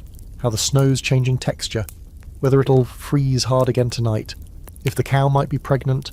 It's all small stuff, but you hold on to it like it matters, because right now it does. You remember a debate your father once had with the village miller. Whether it's better to be warm and hungry or fed and freezing. The answer changes every day. Today you were fed. Tomorrow? Who knows? The warmth from the church stew won't last more than a few hours, and you'll be back to scraping together soup from boiled pebbles if you're lucky. As night falls, you huddle around the fire and your sister insists on retelling the story of the stew-guarding saint. She gets all the details wrong, forgets who froze and who got blessed, but no one corrects her. Her voice is soft and sing-song, and when she says, "And then the sky opened up and poured bread like snow," you close your eyes and pretend to see it. Historians still puzzle over whether these feast days were more spiritual or strategic. Was it faith that pulled people through, or just calories and community in disguise? It's hard to say, but tonight, lying close to your family, belly warm, hands no longer shaking, you think maybe it doesn't matter. Maybe survival is always a little bit sacred. You wake up coughing, and not the polite kind either. It's the kind that scrapes up from your chest like it's dragging old rust with it. Your throat burns and your ribs feel bruised. You sit up, wheezing, trying to catch your breath in the cold morning air, which does absolutely nothing to help. The fire's gone out again naturally, and the smoke from last night's half-burned logs still lingers, sour and heavy, curling against the ceiling like it hasn't found its way out yet. You cough again and feel the pressure building behind your eyes. Yep, that's a fever. Your mother is already awake. She takes one look at you, frowns, and presses the back of her hand to your forehead. "Too warm," she mutters, which is kind of hilarious considering the air is freezing and your fingers still feel like icicles. She immediately wraps another cloth around your shoulders, like more fabric can fix lungs full of smoke and frostbite. It's a nice thought, though. Your father, of course, is already outside. You can hear the axe hitting wood. Chop. Pause. Cough. Chop. He's been trying to split wet branches for the last 2 days, refusing to admit that they're mostly useless and splinter more than they burn. But it's not about efficiency anymore. It's about motion. About doing something, anything that makes you feel like you still have some control over this godforsaken season. Your younger brother wakes up coughing too, and you exchange a look. That's not good. You know that look, that we're all getting it now look. One person gets sick in winter, and it doesn't stop with one. The house is too small, too cold, and too crowded for illness not to spread. There's nowhere to isolate, nowhere to warm up, and forget about rest. Rest is a luxury for people who can take a day off from survival. Breakfast is watery gruel with a dash of pickled turnip juice. It's supposed to help with digestion. All it helps with is ruining your sense of taste. You eat it anyway. It goes down like wet sand but sits warm in your stomach, and that's something. Afterward, your mother makes you sip a boiled nettle tea with honey, scraped from the last jar in the cupboard. It's bitter and sweet and scalding hot. You swear it both burns and soothes at the same time. You spend the rest of the morning half wrapped in a blanket near the hearth, watching the flame do its best to pretend it's not dying out. Your sister brings you a carved wooden figure from the pile in the corner, the one shaped like a lopsided rabbit, and sets it on your knee like a charm. "You'll feel better by tonight," she says in that little girl certainty that doesn't leave room for argument. You nod and smile, because what else can you do? Outside, the wind is picking up again. You hear it moan through the trees and whistle under the door. Snowflakes swirl past the window like sparks from some otherworldly forge, and the clouds are the colour of dirty wool. Another storm is coming. Just what you need, more isolation, more cold, more wet socks. You drift in and out of sleep throughout the afternoon, sweat sticking your shirt to your back and your face flushing hot and cold in waves. You dream of summer, of green fields and warm loaves of bread and drinking water that isn't frozen in the bucket. In the dream, your family is laughing around a fire and no one is coughing. You wake up coughing. Here's a grim little slice of history for your day. Most medieval homes had no real ventilation. Chimneys were rare in peasant houses, so smoke from the hearth just hung in the air like a fog of slow death. Add in the cold, the damp, the overcrowding, and it's no wonder winter illnesses swept through whole villages like plagues. It wasn't just the cold that killed people, it was the coughing, the kind that started in the throat and ended in the grave. Later, a neighbour stops by, a healer of sorts, or at least someone who's read more herb books than most. She's wrapped in 6 layers of wool and smells like garlic and dried mint. She kneels beside you, touches your wrist, and nods like she knows something. She pulls a small satchel from her bag and drops a pinch of something bitter into a clay cup. "Drink this," she says. "It'll make you sweat." You do. You already are. She stays a few minutes, checks on your brother too, and warns your mother to boil everything twice and burn the used cloths. Winter's breath, she calls it. That's what they name the cough when it lingers and takes people slowly. There's no cure, only care. After she leaves, your mother starts boiling every scrap of linen in the house. You can smell the soap root rising with the steam. She hangs them on a string across the room, which does absolutely nothing for the decor but makes her feel like she's doing something useful. And honestly, that matters more than results sometimes. Dinner is thin cabbage soup again. But this time there's a tiny piece of salted pork dropped in. You don't ask where it came from, you just chew it slowly and let the salt sting your raw throat. Your father claims it was from a trade, but your mother won't meet his eyes when he says it. Doesn't matter. It's food. As night falls, your fever spikes. You feel it rising like a tide. You sweat, then shiver, then sweat again. You strip layers off, only to put them back on minutes later. Your family keeps the fire alive through the night, using every scrap of wood they have left. You hear someone sob quietly once, maybe your sister, maybe not. You don't open your eyes. Historians debate whether medieval peasants really understood the causes of illness. Some say they blamed bad air or angry spirits. Others believe they had a surprisingly intuitive grasp of contagion. They just didn't have the words for it.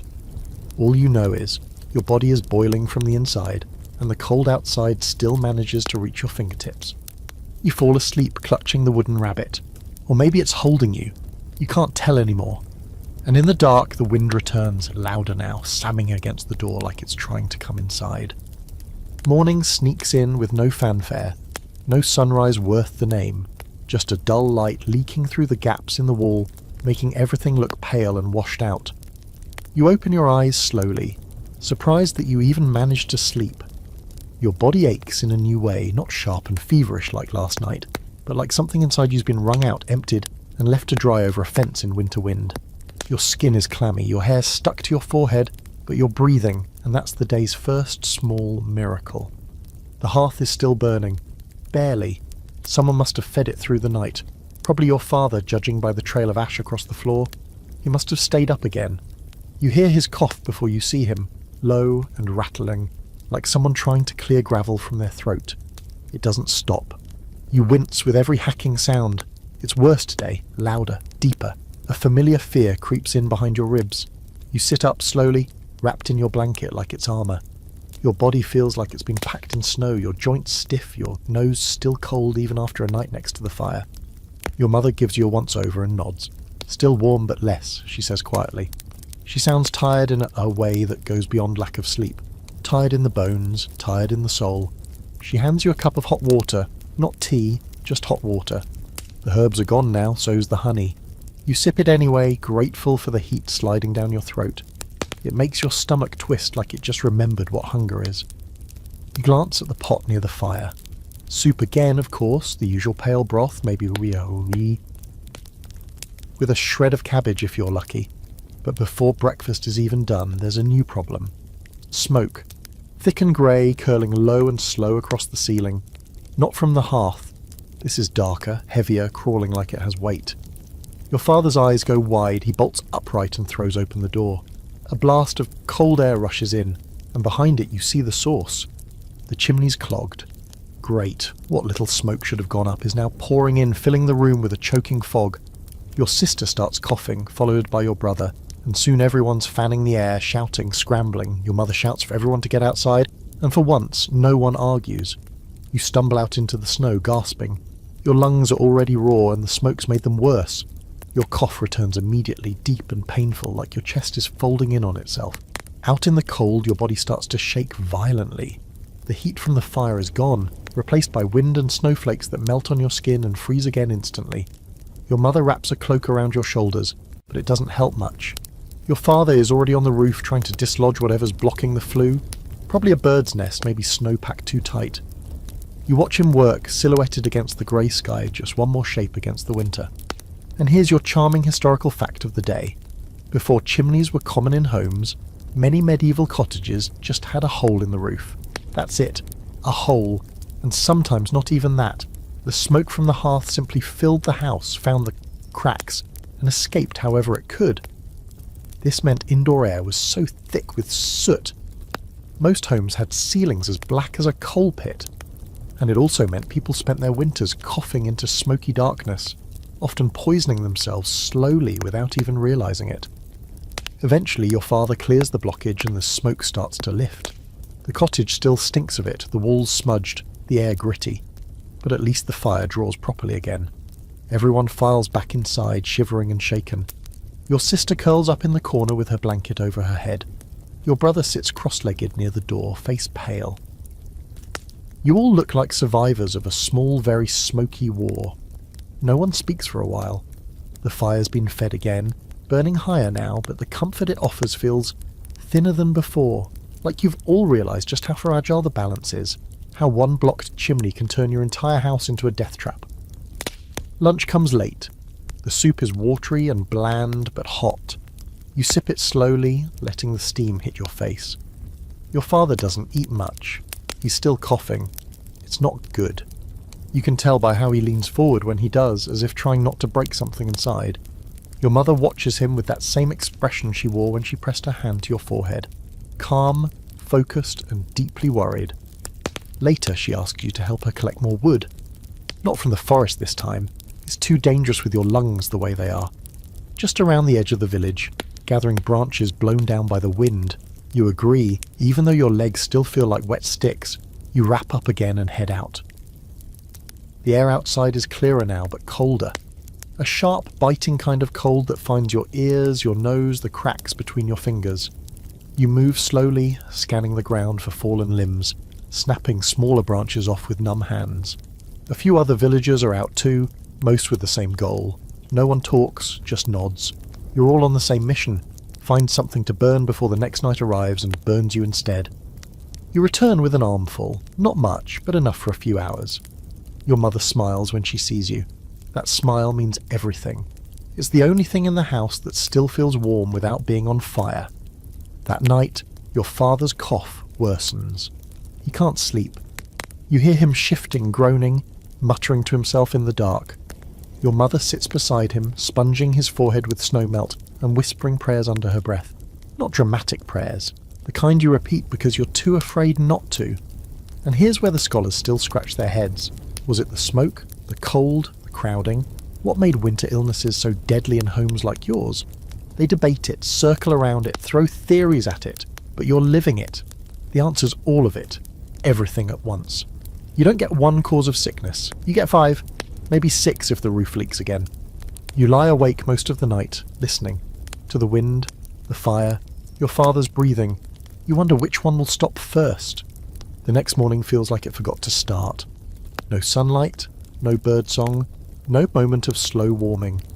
Just the same dead grey as yesterday, and the same shiver in your spine that never really went away. You open your eyes to the sound of your father coughing again, if it can even be called that anymore. It's more like his lungs are trying to leave his body one ragged breath at a time. The sound echoes through the small room, like a warning bell no one wants to hear. He's sitting upright now, propped against the wall, a blanket pulled up to his chin and his face pale as chalk. He's not speaking, just staring at the fire. Not watching it, staring at it, like he's trying to remember what it means. Your mother's beside him, dipping a cloth into a bowl of melted snow and wiping his face. Her movements are soft but mechanical, like her body's on autopilot while her mind drifts somewhere far away, probably toward the days when the winters weren't quite this cruel and her husband didn't sound like a dying bellows. You sit up slowly, head pounding. Your fever's broken mostly. The sweat-soaked shirt clings to your back and your throat is raw. But your breathing comes easier now. That counts as a win. Your mother nods at you, almost a smile, but there's no joy in her eyes. She points to the fire. It's low, just embers now, and someone needs to tend it. That someone is you. You pull yourself upright, groaning as your legs protest. The cold's deep in your bones today, and your left foot feels like it's been dipped in ice water all night. You hobble to the woodpile, which has now officially shrunk to the size of a pitiful bundle. You pick 2 sticks, maybe 3, and feed them into the hearth like you're trying to bribe it to stay alive. The flames rise slowly, reluctantly. There's barely enough food for breakfast, so you don't bother calling it that. You each get half a mug of boiled barley water, just enough to pretend it's something more substantial. You chew the soft grains like they're meat and let the warm liquid burn a little on the way down. At least it quiets the hunger pangs for a while. Then comes the second discovery of the day, and it's even worse than the first. Tracks. Big ones. Near the edge of the yard, just past where the snow dips toward the woods, you spot them. Paw prints pressed deep into the fresh snow. Huge, uneven, and fresh enough that they haven't been dusted over. You crouch near them, your breath catching. You've seen wolf prints before, sure, but these are closer than they've ever been. Too close. You look up and scan the trees, heart thudding hard now. There's nothing there, but it doesn't mean you're alone. You run back to the cottage and call for your brother. He steps outside, still sleepy-eyed, and follows you silently. You point. He stares at the prints for a long time and mutters something under his breath that sounds suspiciously like a prayer. Then, without being asked, he turns and starts reinforcing the goat shed door. He doesn't wait for instructions. He just knows. Because when wolves get this close, it's not just curiosity, it's desperation. You've heard the stories. Everyone has. Stories of wolves sneaking into villages, snatching chickens, even dragging dogs or children into the forest. They don't fear people when they're starving. Hunger makes them brave and stupid and terrifying. And here's your fringe fact to liven things up. During some of the harshest winters in Europe, wolf attacks weren't just rumours. They were recorded in official documents. France had whole winter seasons dubbed wolf winters, when packs entered towns and cities looking for food. In 1450, one village allegedly built spiked barriers around their homes after a pack dragged away a priest. No one really knows if the priest story is true, but the fear, that was very real. You and your brother spend the rest of the morning strengthening everything you can. You drag planks from the broken stool and nail them across the lower half of the door. You patch gaps in the walls with whatever cloth and mud you can find. You even prop a shovel beside the entrance, just in case. Inside, your father's cough slows to a low rattle. It doesn't seem better. It just seems quieter. That's worse. Your mother keeps feeding him broth he barely swallows, wiping his forehead and whispering things you can't hear. You're starting to see it in her face now. Not just worry, but calculation. Measuring the firewood, the food, the energy, measuring how much longer he has, how much longer you all have. That afternoon, you decide to try for more wood. Not in the deep forest, you're not suicidal, but along the edge, where fallen branches sometimes collect in little pockets. You take your brother with you and bring the sled. It creaks loudly as you drag it behind you, every bump in the snow like a drumbeat for some terrible parade. You reach the edge of the trees and pause. It's quiet. Too quiet. You both listen, scan the snow, and step carefully into the woods. The branches above are heavy with snow, bending like they might snap at any second. You gather what you can, mostly thin, brittle branches and a one good log that probably weighs more than both of you combined. It's slow work. Your fingers go numb. Your nose runs. Your toes burn, then don't. You hear something then, just beyond the trees, not the wind, a crack. Footsteps. You freeze. You and your brother both go still like prey animals. You look at each other, silently counting. 1, 2, 3. Then you grab the sled and head back the way you came. Fast, not running, but not strolling either. You don't look back until the trees are behind you. You don't see anything, but you know something saw you. Back home, you unload the wood. No one asks where it came from. Your mother just takes it and feeds the fire with trembling hands. She's not scared of the cold anymore. She's scared of what comes with it. That night you sleep lightly. Every creak of the house makes you jolt awake. The wind howls louder. Something scratches at the barn wall. Probably a branch, hopefully. You lie still, eyes open, and listen to your father breathe. In, out, in, then pause. Then thank God. Again. You wake before the others, still dressed, still wrapped in the same scratchy blanket you have had since autumn. The one that smells faintly of old smoke, onions, and, let's be honest, mild regret. The fire's burned down to glowing red coals, and the room is thick with silence. Not the restful kind, but the heavy waiting kind. You sit up slowly, every joint creaking, your breath puffing out in pale clouds. Across the room, your father's shape lies still under a pile of quilts, and for a long second you're afraid to check if he's breathing. But then his chest rises, shallow, but there. You let out a sigh and quietly stoke the fire, feeding it the smallest twigs from the bottom of the pile. There's barely anything left. You'll need to go scavenging again today, probably deeper this time, closer to the forest, maybe even into it. The thought makes your stomach twist. Outside, the sky is still dark. Winter doesn't wake up early, and neither does the sun. You pull on your boots, stiff, lined with straw that has gone sour, and slip out into the snow. It's a fresh layer, clean and smooth, coating everything in the soft curves, but it's deceptive. Underneath, the ground is like frozen iron. You step carefully, scanning the horizon. Then you hear it. A clang, metal on metal, dull but distinct, carried on the cold air like an echo from some ancient bell tower. You freeze. It's coming from the far side of the village, down near the road where the watchtower stands. The old tower hasn't been used in years, but someone's ringing the bell. You move fast now, slipping between cottages, crunching through the snow. You're not the only one. A few others emerge from their homes, cloaked and confused, peering toward the sound. Something's wrong.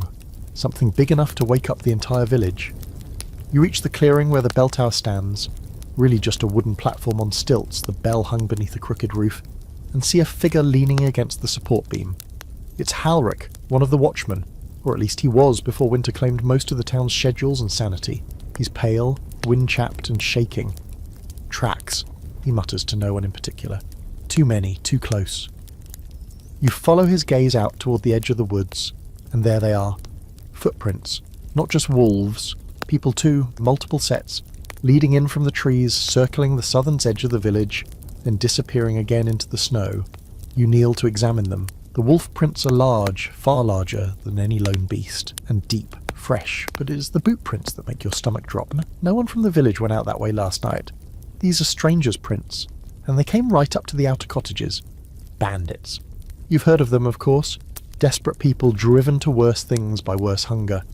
Men who used to be farmers or soldiers or servants, now roving in packs, stealing what they need, or want, from anyone with less strength or fewer weapons. Winter makes monsters out of men faster than anything else. You head back quickly, not running, but walking like you've suddenly got a destination more important than anything else in the world. Your boots crunch through the snow, the cold nips at your neck. Your breath fogs the air like a warning. When you reach the cottage, your mother is already up. You tell her what you saw. She doesn't flinch. She doesn't gasp. She just presses her lips into a thin line and says, "We'll need to post watches tonight." Your brother is less calm. He grabs the iron poker from the hearth and starts pacing. "We don't have enough to steal," he mutters. "Why us?" You don't answer. Because the truth is, you do have something. You have firewood, barely. You have a goat. You have 3 bowls of tsiyisa soup if you ration carefully. And in a winter like this, that's enough to make you a target. You spend the rest of the day preparing, not for survival, but for defence. You reinforce the shutters with spare boards, nail the back door shut, tie a rope to the inside of the main door so it can't be pushed open from outside. It's not much, but it's something. Your brother sharpens sticks, your mother sharpens words.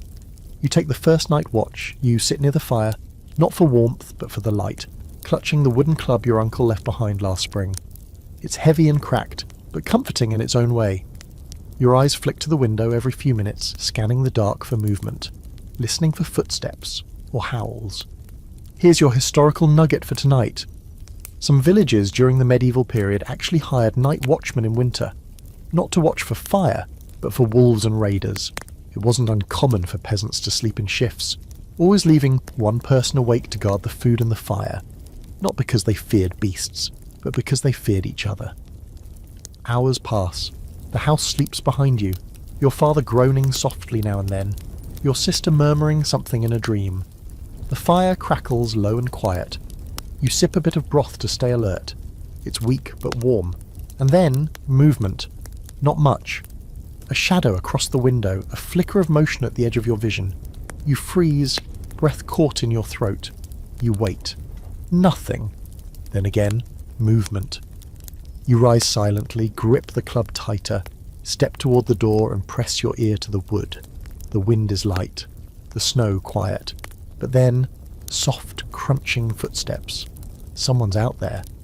You swallow hard and knock on the wall behind you. Once, then twice.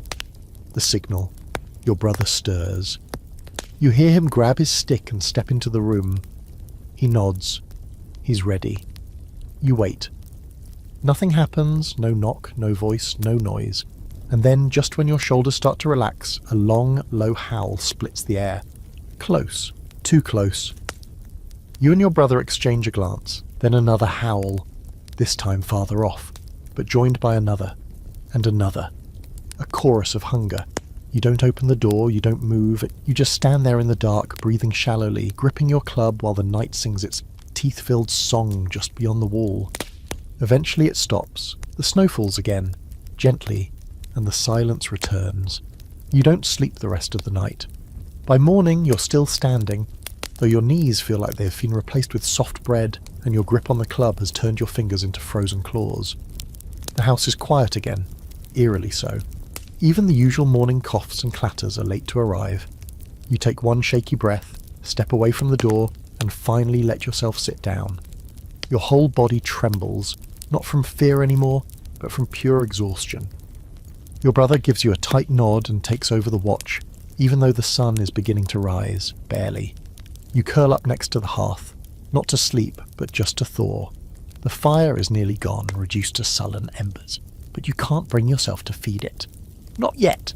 You just sit there, blank-eyed, listening to the occasional creak of the house and trying not to picture what was on the other side of that door last night.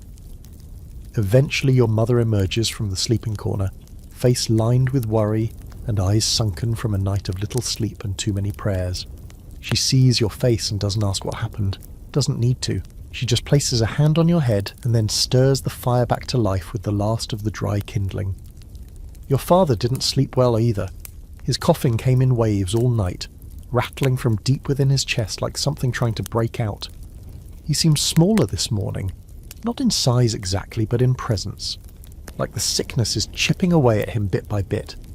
He's awake now, staring blankly at the roof beams, his breath short and his mouth dry.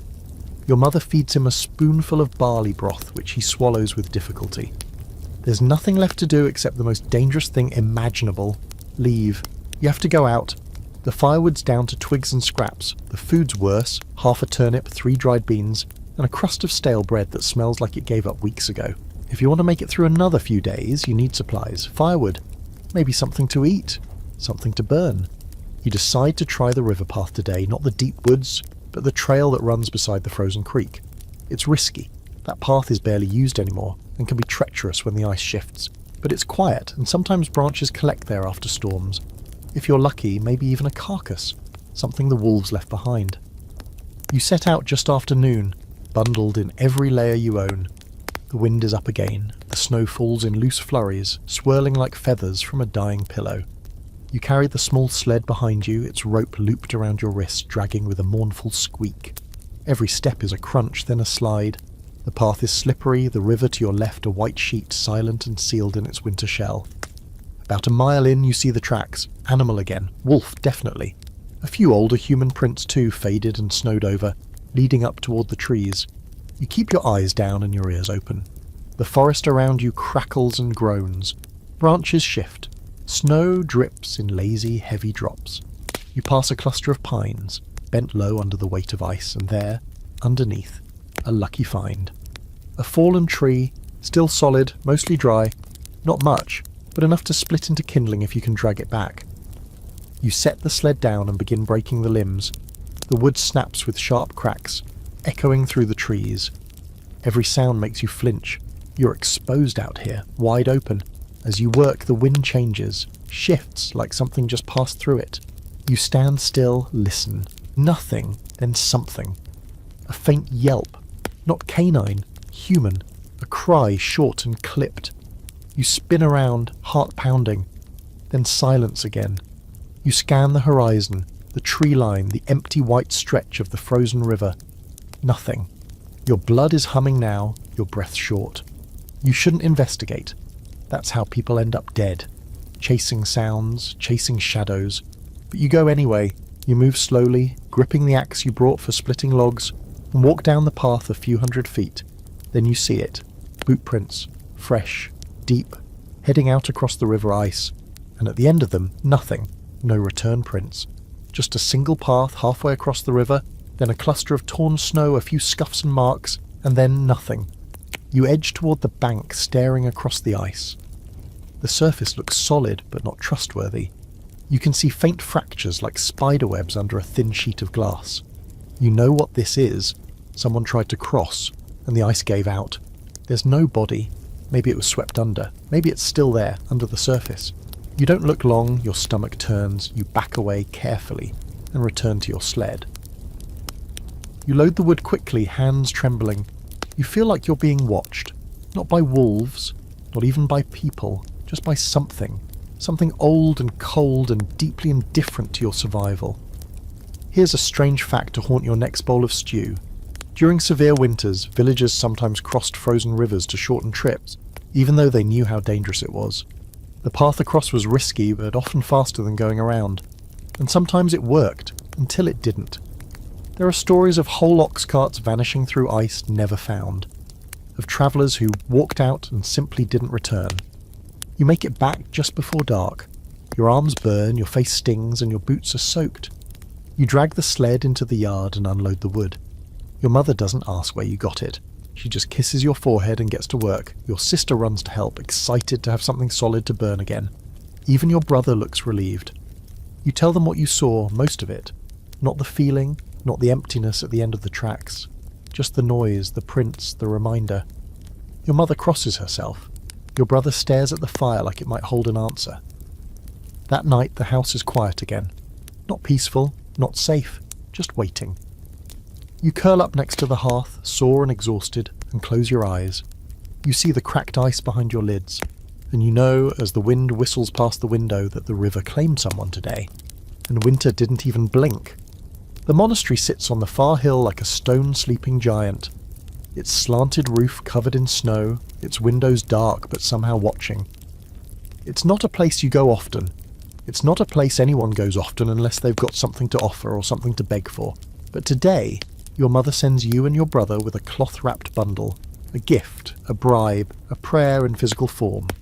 Inside is a small loaf of rye bread, dried herbs, and the better part of your dwindling hope. It's all you can spare, and it's meant to buy a night's warmth. Not for you, for your father. His fever is back. Bad. He coughed up blood this morning, staining the blanket and the floor. He won't eat. He can barely speak. His lips are cracked, and his eyes dart around like he's not sure what year it is. Your mother begged the healer to return, but she's off helping another family. Too many sick, not enough herbs. So now you're walking to the monks, because if anyone has medicine, or even just dry space and fire, it's them. The road to the monastery winds through frozen fields and tight woods. It's not far, but the snow is heavy today. Thick, wet, clinging to your boots with every step. You and your brother don't talk much as you walk. Just the sound of breath and snow crunching and now and then the creak of branches overhead. The air smells like pine and smoke and the sharp edge of coming sleet. When the monastery gates finally appear, you both stop. It's imposing in a way that makes your shoulders hunch instinctively. The wooden doors are closed, of course, flanked by stone walls and a pair of iron hinges bigger than your head. Your brother knocks 3 times with the heavy iron knocker, and the sound echoes like it's knocking on winter itself. Eventually a small hatch opens. A bearded face peers out. "Yes." You hold up the bundle. "Please, our father's sick. We've come for help." There's a pause, a long one. The monk doesn't move, doesn't speak. Then finally he opens the door just wide enough up enough for the two of you to slip through. "Leave your weapons," he says. You show your hands. "Nothing but frostbite and desperation," your brother mutters. The monk snorts and waves you in. Inside it's warmer than expected. Stone walls, yes, but thick and well sealed, and the fire in the main hall glows like a small sun. The scent is almost overwhelming after the frozen flatness of home. Beeswax, old wood, incense, and bread. Fresh bread. You nearly stagger from it. There are other monks moving quietly through the halls, their robes swishing, their faces calm and unreadable. You're led to a small chamber, plain, with a table, a chair, and a brazier, burning hot. A different monk, older, with silver in his beard and eyes that look like they've seen 10,000 winters, sits and gestures for you to explain. You do. You tell him about your father's condition, about the blood, the cold, the healer being gone, the desperation. He listens, hands folded. When you're finished, he takes the bundle, unwraps it, and inspects the bread. He smells it, breaks off a piece, and then says, "We'll send Brother Marek with you. He has tonics. Your father should be kept warm and given rest, and is there broth in the home?" You nod. Sort of. He stands. That will have to do. The monk who led you in, Marek apparently, joins you a few minutes later, carrying a leather satchel full of bottles and herbs. He wears a wool cloak, thick and lined with fur, and hands your brother one to borrow for the walk back.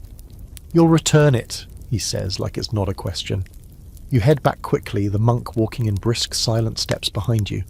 You glance at him now and then, curious. He's not like the other monks you've seen. There's something in the way he watches the trees, something in how he keeps his hand near his belt like he expects trouble.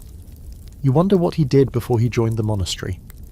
On the way home, he shares a few rules for winter illness. Keep the fire high, rotate the patient to avoid lung rot, don't let them sweat too much without drying their linens. He asks about the colour of the blood, bright or dark. You tell him, and he nods. Not good, but not death yet. Back at the cottage, your mother looks relieved, almost tearful to see him. He doesn't waste time. He goes straight to your father, unpacks a vial, and drips something bitter into his mouth.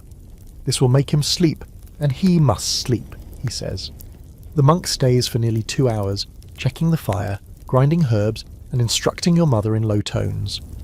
Before he leaves, he places 2 small wrapped bundles on the table, a tonic and a salve for his chest. Heat it with water. He looks at you, his eyes sharp. Keep him turned every few hours, don't let the lungs fill. You nod. Thank you. He nods once, then pulls the fur cloak from your brother's shoulders, shakes the snow from it, and walks back into the storm without another word. After he's gone, the house is quiet again. Your father sleeps for once. His breathing is still laboured, but it's steady. Your mother sits at the table with the salve in her hands, not even moving, just holding it like it's a candle made of gold. That night the fire burns high. For once you're not the one tending it. Your brother volunteers, his face unreadable. You wrap yourself in the monk's words, replaying every instruction like scripture. You turn your father gently every few hours. You wipe his brow. You keep the air warm and the window cracked just a sliver for the smoke. Here's your historical oddity for the evening. While monks in medieval Europe were known for copying manuscripts and brewing ale, many were also de facto doctors. Some had entire gardens devoted to medicinal herbs, valerian for sleep, yarrow for wounds, horehound for cough. Their medical knowledge was a blend of scripture, superstition, and trial and error. And while some of it was wildly ineffective, a surprising amount actually worked. You don't know if any of this will work, but it's more than you had yesterday. And for the first time in days, the night feels less like a trap and more like a pause. Like the house is holding still, breathing with you. You fall asleep to the sound of your father not coughing, and that stillness is the sweetest thing you've heard in weeks. You wake to something rare, quiet. Not the uneasy silence of fear or frost, but something gentler. A stillness that feels earned, like the house itself has exhaled. The fire is still glowing warmly, and the air doesn't sting your nose when you breathe in. It takes you a moment to remember why things feel different. Then you hear it. Your father snoring. Softly, rhythmically, with no wheeze, no bloody cough rattling out of his lungs like nails in a bucket.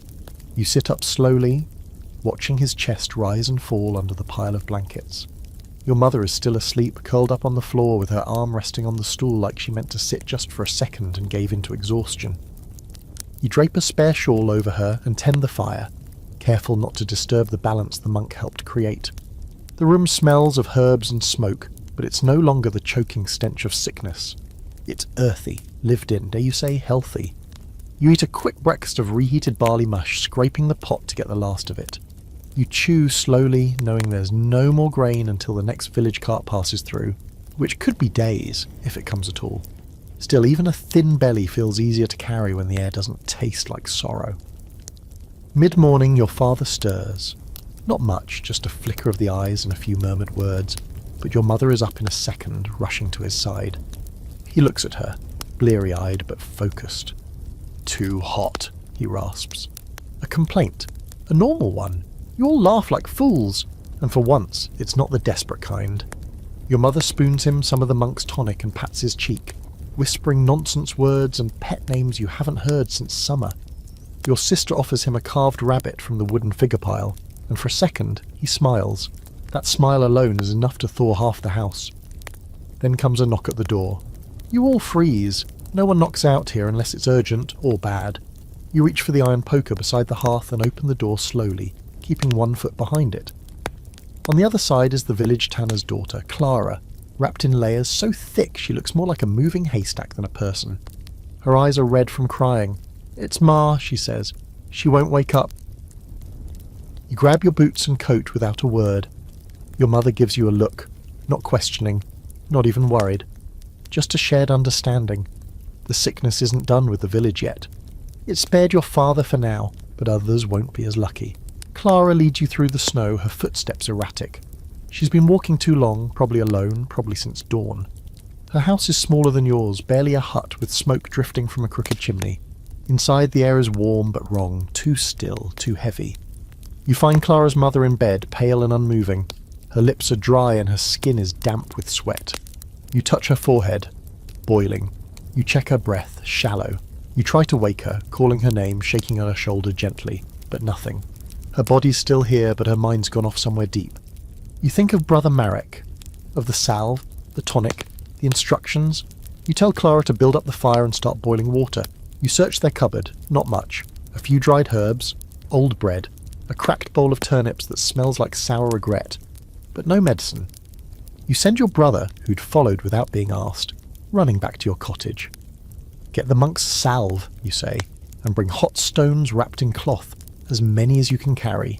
He nods and vanishes into the snow. Clara watches you with glassy eyes. She's trying not to hope. Smart girl. Your brother returns quickly, red-faced and panting, and you begin working as best you can. You rub the salve into the woman's chest. You tuck the hot stones near her legs and arms. You place a damp cloth on her forehead and prop her slightly upright to help her breathe. Then you wait. And wait. She doesn't wake. You tell Clara to keep the fire high, change the cloth often, and rotate her mother every few hours. You promise to return with the monk, even though you're not sure if he'll come twice, but you have to try. On the walk back, you notice how the snow has shifted again. It's finer now, more like dust than flakes. The wind carries it in whispers, brushing across your cheeks like a hand testing your temperature. The sky overhead is flat and white. You feel like you're walking inside a snow globe, one that someone keeps shaking. Back home, your mother meets you at the door. She's worse. You nod. I'll go. You stop her. No, let me. The monk will remember my face. You walk alone to the monastery this time, the bundle in your arms light but precious. One of the family's last beeswax candles, your only remaining clove of garlic, and a small cross carved by your father when your sister was born. You don't know what else to bring, so you bring symbols, hope in physical form. When you arrive, the monk at the door recognizes you and opens without asking. You explain everything in one breath. Brother Marek listens, brow furrowed, then sighs. 2 in 1 week, he mutters, and the river's still rising. He pauses. I'll come. He gives you more salve, another tonic, and a small bundle of what he calls breathweed. It's meant to be steeped in hot water, the steam inhaled through a cloth. She'll either sweat the fever or slip away quieter, he says. You nod, swallowing hard. On the walk back, he tells you about last winter. A family lost all 5 children in 1 week. He doesn't say it as a warning, just a fact, something recorded in the margins of time, like a footnote too cruel to erase. You bring him to Clara's hut. She's still there, face flushed, eyes hollow, holding her mother's hand. Marek goes straight to work. You stand outside watching the snow fall. You don't want to hear another person die today. You want the air to be too clean for that. Here's your quirky historical angle to close on. In some medieval cultures, steam therapy wasn't just a medical trick. It was ritual. People believed illness could be drawn out by heat and steam, carried upward like a spirit in the smoke. They boiled herbs, chanted prayers, waved their hands through the mist like they were coaxing the soul back into the body. Inside, you smell the breathweed starting to boil. You hope that whatever spirit is watching is the merciful kind. Back at the cottage, the fire has eaten half the remaining woodpile, and the air inside is thick with the scent of simmering root stew and old socks left too close to the hearth. Your mother's taken to pacing, not out of nerves but out of sheer habit. Something to do with her legs, something to chase away the chill creeping in from the floorboards. Your father's still asleep, which is now considered the best-case scenario. He stirs occasionally, mutters nonsense, then sinks back into his blankets. You check on him every few minutes, not because anything's changed, but because it feels like you're supposed to. There's a new weight in the room now, not from sickness, from truth. You know this isn't sustainable. The food is almost gone. The wood's barely a few days' worth, maybe less if the temperature keeps dropping. And no one's trading anymore. No one has anything to trade.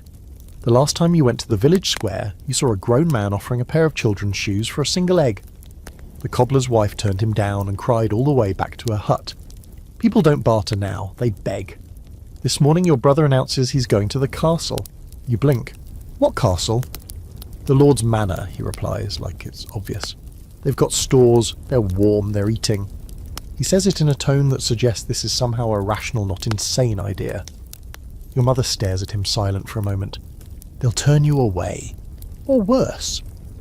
He shrugs. Then they'll have to do it to my face. It's hard to argue with his logic. Even harder to argue when you remember the smell wafting from the manor kitchen the last time you passed.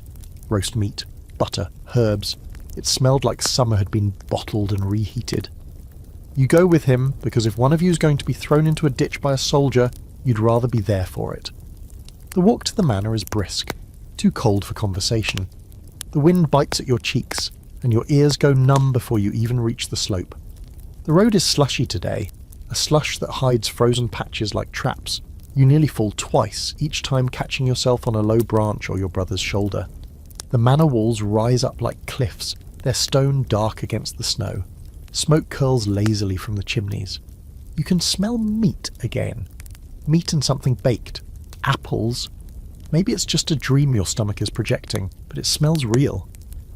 You reach the gate and call up to the watchman.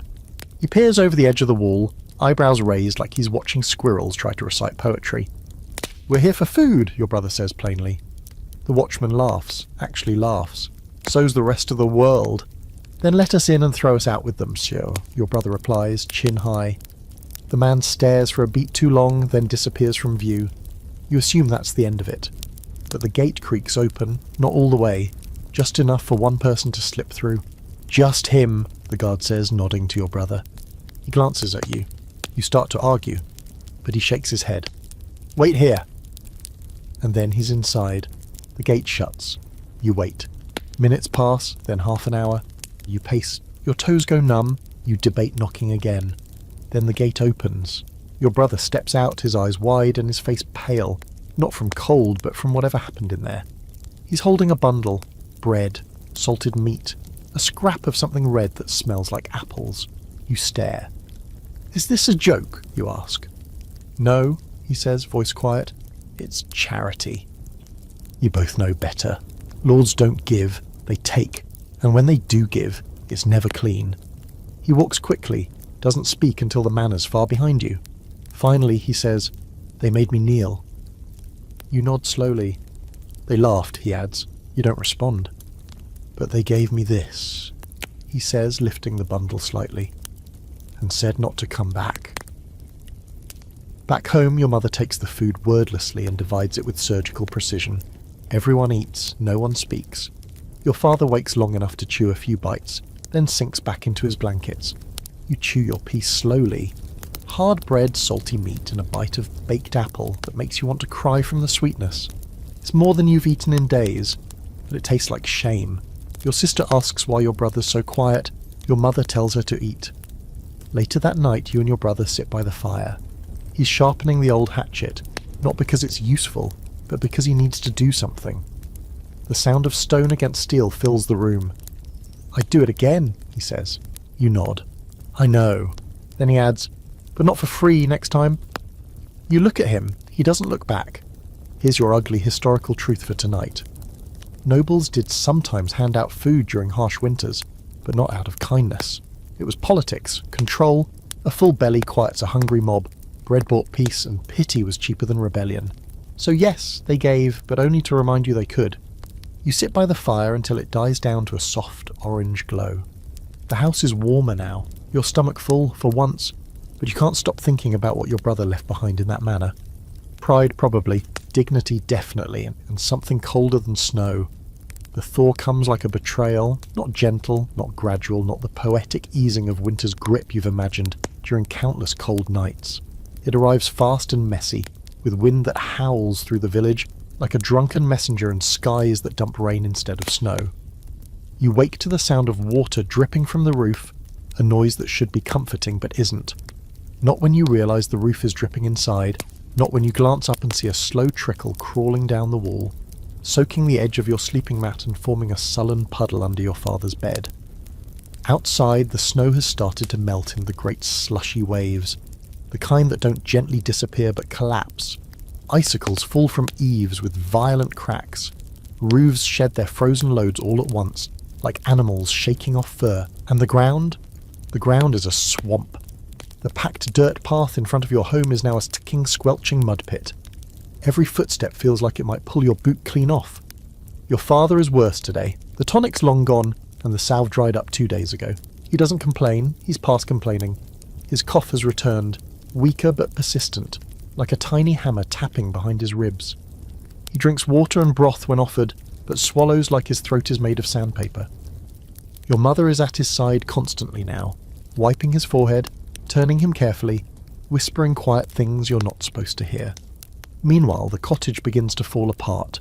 The thaw has loosened everything. The walls groan. The mud-packed chinks between boards start to weep water.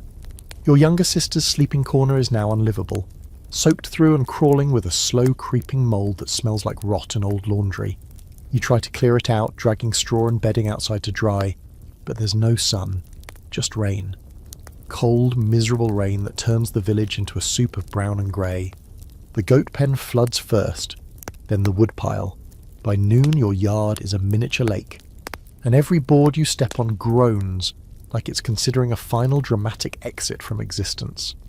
Your brother tries to rig a trench, digging with a broken bowl, channeling water away from the door. It helps, briefly, then the rain gets worse. That night you move the animals into the house. You never thought it would come to this. Your mother always swore that livestock didn't belong under the same roof as people. Bad for health, bad for pride, bad for sleep. But now the goat and the cow stand just inside the door, damp and miserable and steaming slightly from their own body heat. It does make the room warmer. It also makes it smell like barn socks and wet fur. But no one complains. Except the baby, who seems to think the goat snoring is a personal insult.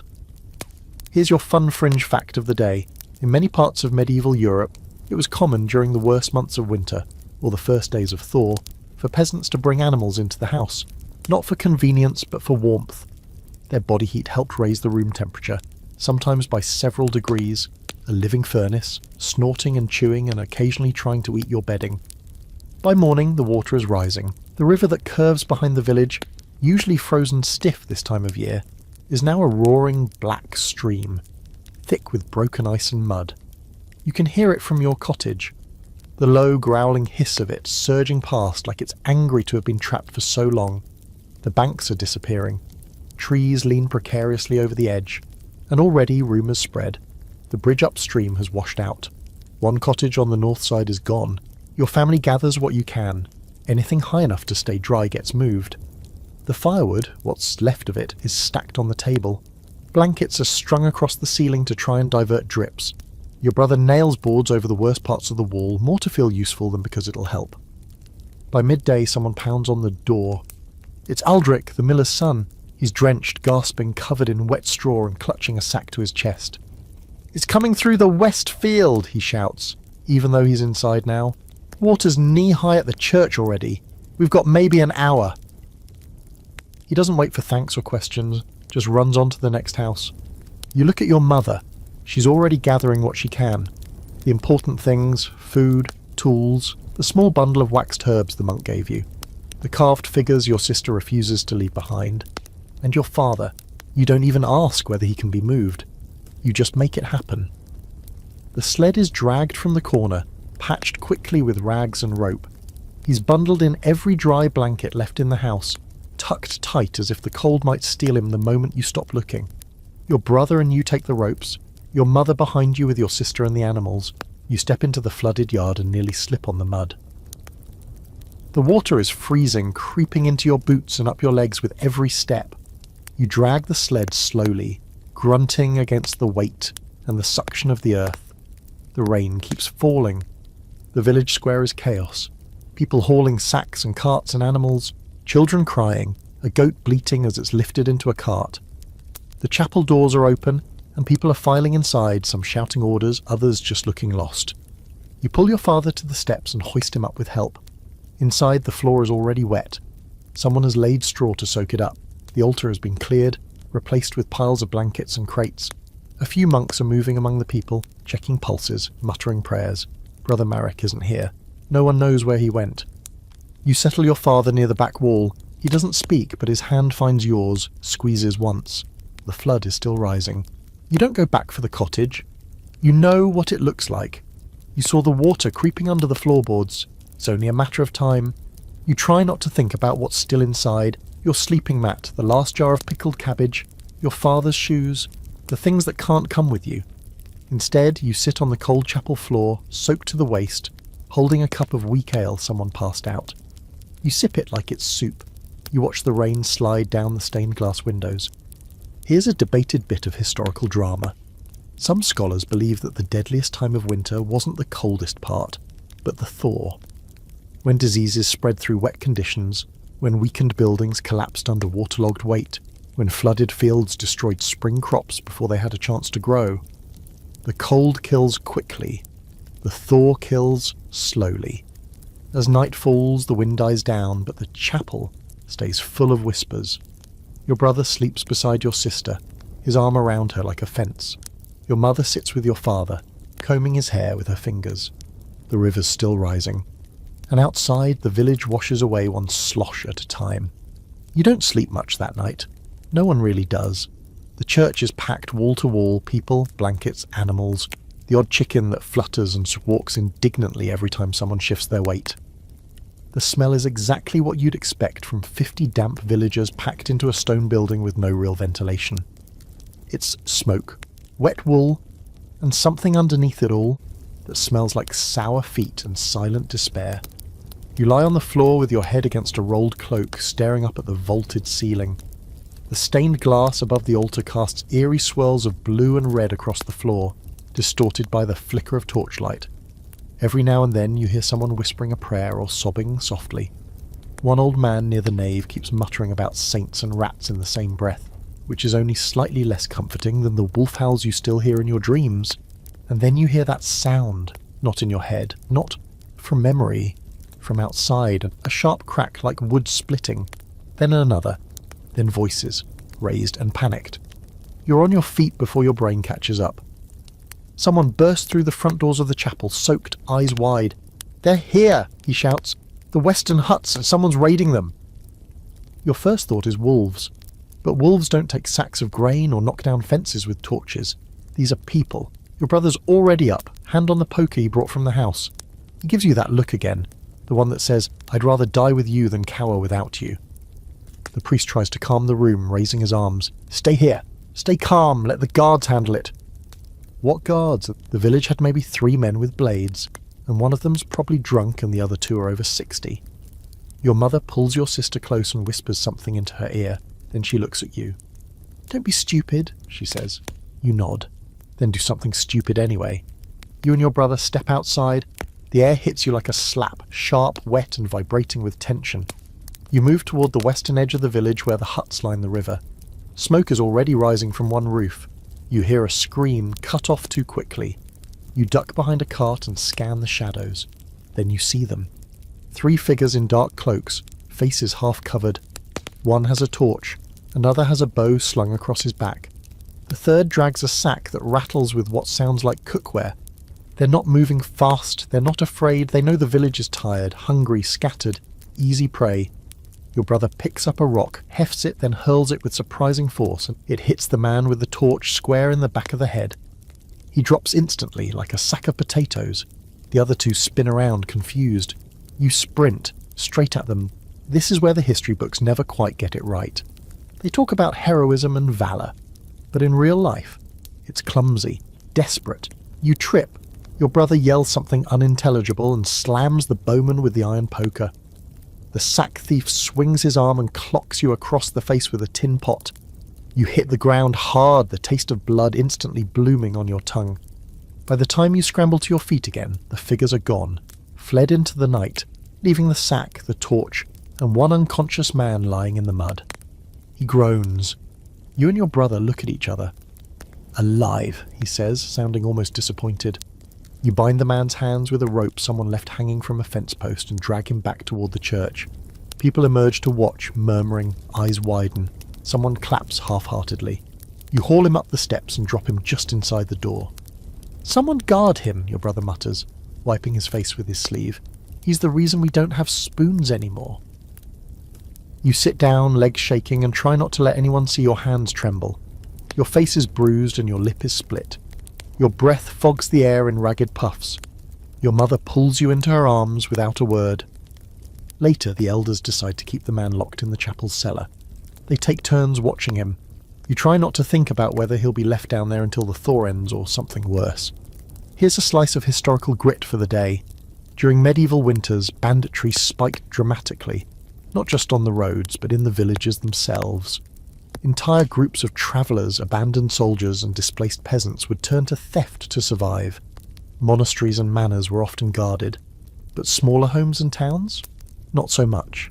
Raids became part of the season's risks, like frostbite, starvation, and roofs collapsing under wet snow. The rest of the night passes in a haze of broken sleep and constant checking over your shoulder. You keep expecting more shadows to creep through the dark. You dream of wolves wearing boots, of men whose faces are wrapped like butchered pigs, of your father whispering your name and not waking up. When morning comes, it does so half-heartedly, with fog and a bone-deep chill that seeps in even through the thick chapel walls. But you're still here. Everyone is. Well, almost everyone. Old Marta is gone. She passed in her sleep, the priest says. Peaceful. Her body's wrapped in a blanket now, placed gently in the alcove near the back. No one moves her. There's nowhere else to put her. She'll stay there until the ground thaws enough to bury her. Could be days, could be weeks. No one mentions the raiders again, not out loud. But everyone eyes the door more often now. Everyone sharpens their knives just a little longer. You tend to your father, feed the fire, wrap your bruised ribs, and try to ignore the thudding rhythm that's taken root behind your eyes. Tonight someone else will take the night watch, but your brother stays up anyway, just in case. Morning light cuts through the chapel windows in fractured beams of gold and dust, as if heaven is trying its best to apologise for everything you've been through. You're already awake, have been for hours, your back stiff from the stone floor, your legs sore from huddling up for warmth. The fire is still burning, barely, more smoke than flame now. You take a moment to stare at it and think about how many things in your life have become metaphors for barely surviving. Your mother is spooning broth into your father's mouth. He's conscious again, sort of. His eyes flutter open in short bursts, like he's peeking between two bad dreams. He doesn't speak much, but he's holding her hand with more strength than yesterday, which feels like a minor miracle. Your sister is curled against your brother's side, drooling slightly onto his coat. You'd tease her if things weren't so... this. There's something different about today. You can't name it at first, but you feel it deep in your chest. A pressure, a shift. Then it hits you. It's quiet. Not just hushed, not just respectful for the dead quiet, but dead quiet. The storm has stopped. The rain has paused. The wind, for once, is no longer clawing at the windows like some starving beast. The silence is almost worse. It makes your ears ache. Then you hear it. Bells. Distant, clear, and unmistakable. The church bells are ringing. You sit upright so fast you pull something in your back. Across the room, the priest is already moving toward the bell rope, hauling it with both hands. The sound grows stronger, echoing across the village, through the snow-laden hills, across the swollen river. Few people blink awake and stare. Others begin to stand, confused. You know what this means, and yet, for some reason, it feels unreal. It's Christmas. Today is Christmas. You hadn't realised the date. Not because you forgot it, because it just didn't matter anymore. The days have blurred together in cold and hunger and fear, but the priest remembered. The bells keep ringing, loud and persistent, like they're trying to shake the snow off the heavens. For a moment, no one moves. Then a few people start lighting candles. Someone unpacks a roll of cloth dyed red and gold and drapes it over the altar. The old woman who lost her leg 2 winters ago begins humming a hymn. It's shaky, off-key, but haunting. Others join in, their voices low, raspy from smoke and sickness and sleepless nights. You're pulled into it whether you want to be or not. The whole chapel shifts into something else, still crowded, still cold, still heavy with grief, but filled now with this strange insistence on hope. Your sister is the first to smile, not a big smile, not a party smile, just the small kind, the real kind. The kind you see when a starving dog licks your hand, or when the sun finds a way through the clouds just long enough to warm your skin. The priest begins Mass in Latin, his voice echoing off the stones. You don't understand half of what he says, but you know the rhythm, the cadence. You kneel, you stand, you cross your chest. You feel yourself slipping into something familiar and strange all at once. Your brother hands you a crust of bread, carefully saved. You tear it in half and share it with your sister. It's hard, but it tastes like something holy today. Someone passes you a flask of weak ale. You sip it with reverence, letting the warmth coat your throat and settle in your belly like a small candle. Then the doors open again, just as the service is ending, and in walks a man you've never seen before. Tall, wrapped in a thick fur cloak, with a face half hidden by a frost-covered scarf. Behind him are two mules, dragging sleds stacked with crates, real crates, marked with the crest of the manor. The murmurs start instantly. What is this? More taxes! But the man steps forward, unwrapping the scarf. His face is wind-burned, but not cruel. "I bring winter tithe," he says, loudly enough for all to hear. "From the Lord's table." He opens one of the crates. Bread. Not crusts, not burned ends, loaves. Actual warm loaves of bread. You can smell it from here. You think someone behind you faints. He continues. Barley. Root vegetables, dried meat, coal, oil, linen. He points to the second sled. "And a letter from Lord Ulfric himself." The priest takes it, unrolling the parchment with shaking hands. He writes, "In celebration of the birth of Christ, let no man go hungry in Ulfric's land." The priest pauses. His lip trembles. Then he hands the letter to the elder beside him and turns to the man. "You're serious?" The messenger nods. "The road to the manor is closed for now, so we bring the manor here." It's a strange moment, filled with the kind of tension that only comes when people don't know if they're being blessed or mocked. You half expect it to be a trap, some kind of cruel joke, but the crates stay. The food is passed out. You take your share slowly, barely able to look at it. A whole loaf of bread, a lump of butter wrapped in leaves, an onion. You could cry over this onion. Your sister is already nibbling hers like it's cake. Your brother watches the messenger suspiciously but says nothing. Later you learn the truth, or something like it. The Lord was shamed. After the outcry over the raiders and the starving families, he ordered the tithe released from the manor's storehouses. Not generosity, reputation, strategy. Still, it saves lives. You eat hot stew for the first time in weeks. There's salt in it, there's flavour. People are talking again. Not just whispering, talking, laughing even. The chapel fills with the scent of food, the flicker of candles, and that low, warm hum of human beings daring to believe that maybe, just maybe, this won't end in death after all.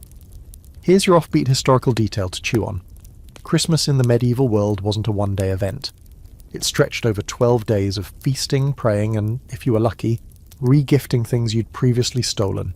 Lords were often expected to give back during this time, if not out of kindness, then to maintain their social status. It was the one season where the line between noble and peasant blurred slightly, if only for the length of a warm meal. That night, you sleep with bread in your belly and a blanket that doesn't smell like goat. Your father wakes for a moment, eats a spoonful of stew, and smiles. Your mother kisses his forehead. Your sister hums the same hymn from earlier. And for the first time all season, no one keeps watch. Because for one night, the winter doesn't feel like it wants to kill you. It almost feels like it's letting you breathe. You wake with a jolt, and for a terrifying second, you think it's all been a dream. The food, the warmth, the quiet. But then you smell it. The earthy sweetness of onions simmering, the unmistakable thickness of barley and broth, the way the smoke from the hearth now smells like meat fat instead of damp desperation. Your eyes adjust to the morning light, and you see your mother ladling breakfast from a pot while your sister chews on a heel of bread like it's a treasure. She waves at you with her mouth full, and you wave back before realizing your pillow is someone's old cloak and you're still half covered in straw. You sit up slowly, your ribs still ache, your lips are still cracked, and your clothes haven't been dry since December, but you feel okay. Not good, not safe, but okay. The kind of okay that makes you deeply suspicious something bad is about to happen. You glance over at your father. He's sitting upright for once, propped against the chapel wall, with a fur-lined shawl around his shoulders. His eyes are clearer, still sunken, still heavy, but watching. When he notices you looking, he nods once, more of a blink than a movement, and lifts a cup of broth to his lips. Later that morning, you join your brother outside to help carry in more firewood from the monastery's supply. The snow has finally stopped for real, but now it's that dreaded grey-brown slush, which makes every step sound like you're walking through someone's stomach. The roads are nearly impassable, the fields soggy and sunken. You hear talk that the far edge of the village lost 2 houses to the thaw, their supports giving way under the wet ground. One family is now sharing a goat shed with actual goats. On the way back in, someone calls out your name. You turn and see a group near the chapel steps, huddled around the icy edge of the village pond. And then you realise they're not huddling. They're working. With long hooks and wooden sleds, they're cutting into the ice, pulling it away in large crystalline slabs. You watch for a second, confused. Then you see the sleds lined up nearby, each loaded with straw and linen wrapped cubes of frozen water. Of course, it's the ice harvest. Even in this mess, even in this ever-ending grey slop of a wintersen, there are traditions. The ice harvest is one of them. Every year the villagers carve chunks of ice from the pond and store them in root cellars, caves or insulated pits, layered with straw. It seems absurd now. Why would anyone want to save ice when all you've done is suffer under it for 3 months? But come summer, when the sun finally remembers your village exists, those chunks will cool milk, preserve meat, maybe even chill a mug of ale if you're feeling fancy. Your brother nudges you. Want to help? You hesitate, thinking of your father, your mother, your aching legs. Then you shrug. Why not? I've never been good at staying dry anyway. You spend the next few hours helping the crew hack and haul the thick ice slabs. The work is miserable, cold and dangerous. One misstep and your foot could plunge through the weakened crust.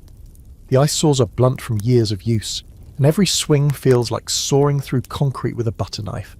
But you fall into a rhythm. Cut, crack, lift, drag. It's weirdly satisfying, especially since it doesn't involve fighting wolves or begging for bread. You even start to sweat under your layers, which is something you haven't done since November. Steam rises from your sleeves as the sun tries to poke through the clouds. There's laughter now and then, a few curses, and once a game of guess how long until Joss falls in, which ends when Joss, predictably, falls in. Only waist deep, but enough to make everyone laugh like idiots. But not all the stories end with laughter. Around midday, someone drops their pole, and it skitters across the ice, sliding to the far edge. A young boy, maybe 10 or 11, rushes after it, too fast, too eager. You hear someone shout, "Stop!" But the boy's already stepped too far. There's a sudden crack, loud and sharp like a bone snapping. Then silence. Then a splash. Chaos. People drop tools. Some sprint for the bank, others grab poles. You and your brother race toward the hole where the ice gave way. The boy's head bobs once, twice, before vanishing beneath the surface. You hear his mother scream, a sound that punches you right in the gut. For a second, no one moves. Then your brother dives in. You scream his name, but he's already in the water, hacking through slush, grabbing blindly. A second later, he surfaces with the boy's coat. Another pair of hands grabs the child and pulls him up onto the bank. Your brother clambers out behind him, pale and shaking like a leaf, his teeth already chattering. They're alive, but just barely. People wrap the boy in blankets, slap his cheeks, force hot water between his lips. The mother is sobbing now, but she's holding her son. Your brother just sits on the ground, soaked and silent. You kneel beside him and drape your coat over his shoulders. "You're an idiot," you say. He nods, teeth chattering. You would have done the same. Probably, but that doesn't make it less stupid. Here's your chilling fun fact. Ice harvesting wasn't just a survival strategy, it was commerce. In some parts of medieval Europe and beyond, towns would harvest tons of ice to sell or store for the warmer months, but it was dangerous work. Falls through thin ice were common, and stories of people drowning under frozen ponds pop up in folk tales, town records, and cautionary ballads across the centuries. Some were even memorialised with crude wooden crosses on the bank. By the time you return to the chapel, the mood has shifted again. The stew's ready, and someone's managed to scrounge up dried apples for dessert. Your brother sits by the fire, wrapped like a human dumpling, sipping broth and not saying much. The rescued boy is nearby, sleeping soundly in his mother's arms. Your father eats half a bowl of soup, your sister braids straw and sings softly to herself. Your mother looks at you with something like calm behind her eyes. And you? You stare into the fire, still shivering a little. wondering how many more times you'll come this close to disaster before the thaw finally gives way to spring. The ice may be cut and stored, but the cold, it's still out there, waiting, watching, and you're just trying to stay one step ahead. You wake the next morning to a sound you haven't heard in what feels like years. Birds. Just one, maybe two, singing somewhere up in the rafters or outside the broken chapel windows. The notes are tentative, a little ragged, like the bird isn't sure if it's allowed to sing yet. But it's there. You sit up slowly, aching from yesterday's ice hauling and still sore from the bruises that haven't fully faded. But the sound stays, a soft, repeating song. You glance at your brother, still curled up near the hearth, his cheeks flushed pink from near hypothermia and sleep. You don't wake him, you just listen. It's late March now, or at least close to it. No one's exactly sure. The calendar that used to hang in the chapel was soaked during the flood, and no one's had the nerve, or parchment, to make a new one. But the signs are there. The sun lingers just a little longer in the sky each day. The snow has stopped falling. The slush has stopped rising. And that low, pressing weight in the air, the one that made every breath feel like it cost something, that's lighter now. But the food is not. The last of the Lord's tithe is gone.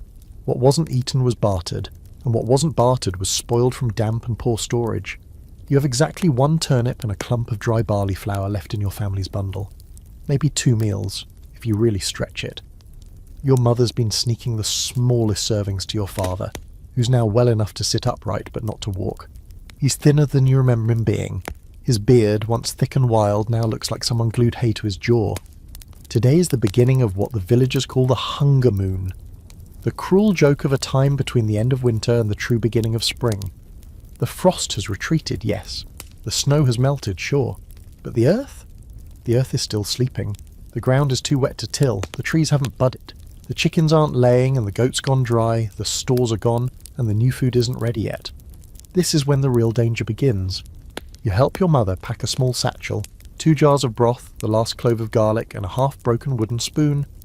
Take it to the commune line, she tells you. See what you can get. You know the line. It's just past the chapel, down the hill near the old granary, where the villagers most desperate gather to pool and exchange what scraps they have. A half potato for a handful of oats, a candle stub for a worn sock, and lately nothing at all. You walk through the thawed streets, mud sucking at your boots, ice chunks still clinging to the shaded corners. Around you, the buildings look like they've aged decades in a single season. Walls bowed from water, roofs collapsed in spots, everything reeking of mould and cold ashes. Someone waves from a doorway, and you nod back. Even now the village tries to pretend it's still a community. At the line, things are worse than expected. The people here are gaunt, the kind of thin that changes how someone stands. There's no bartering happening now, just people staring at each other, hoping someone else has something to offer. One old man unwraps a blanket to reveal a bone, just a bone.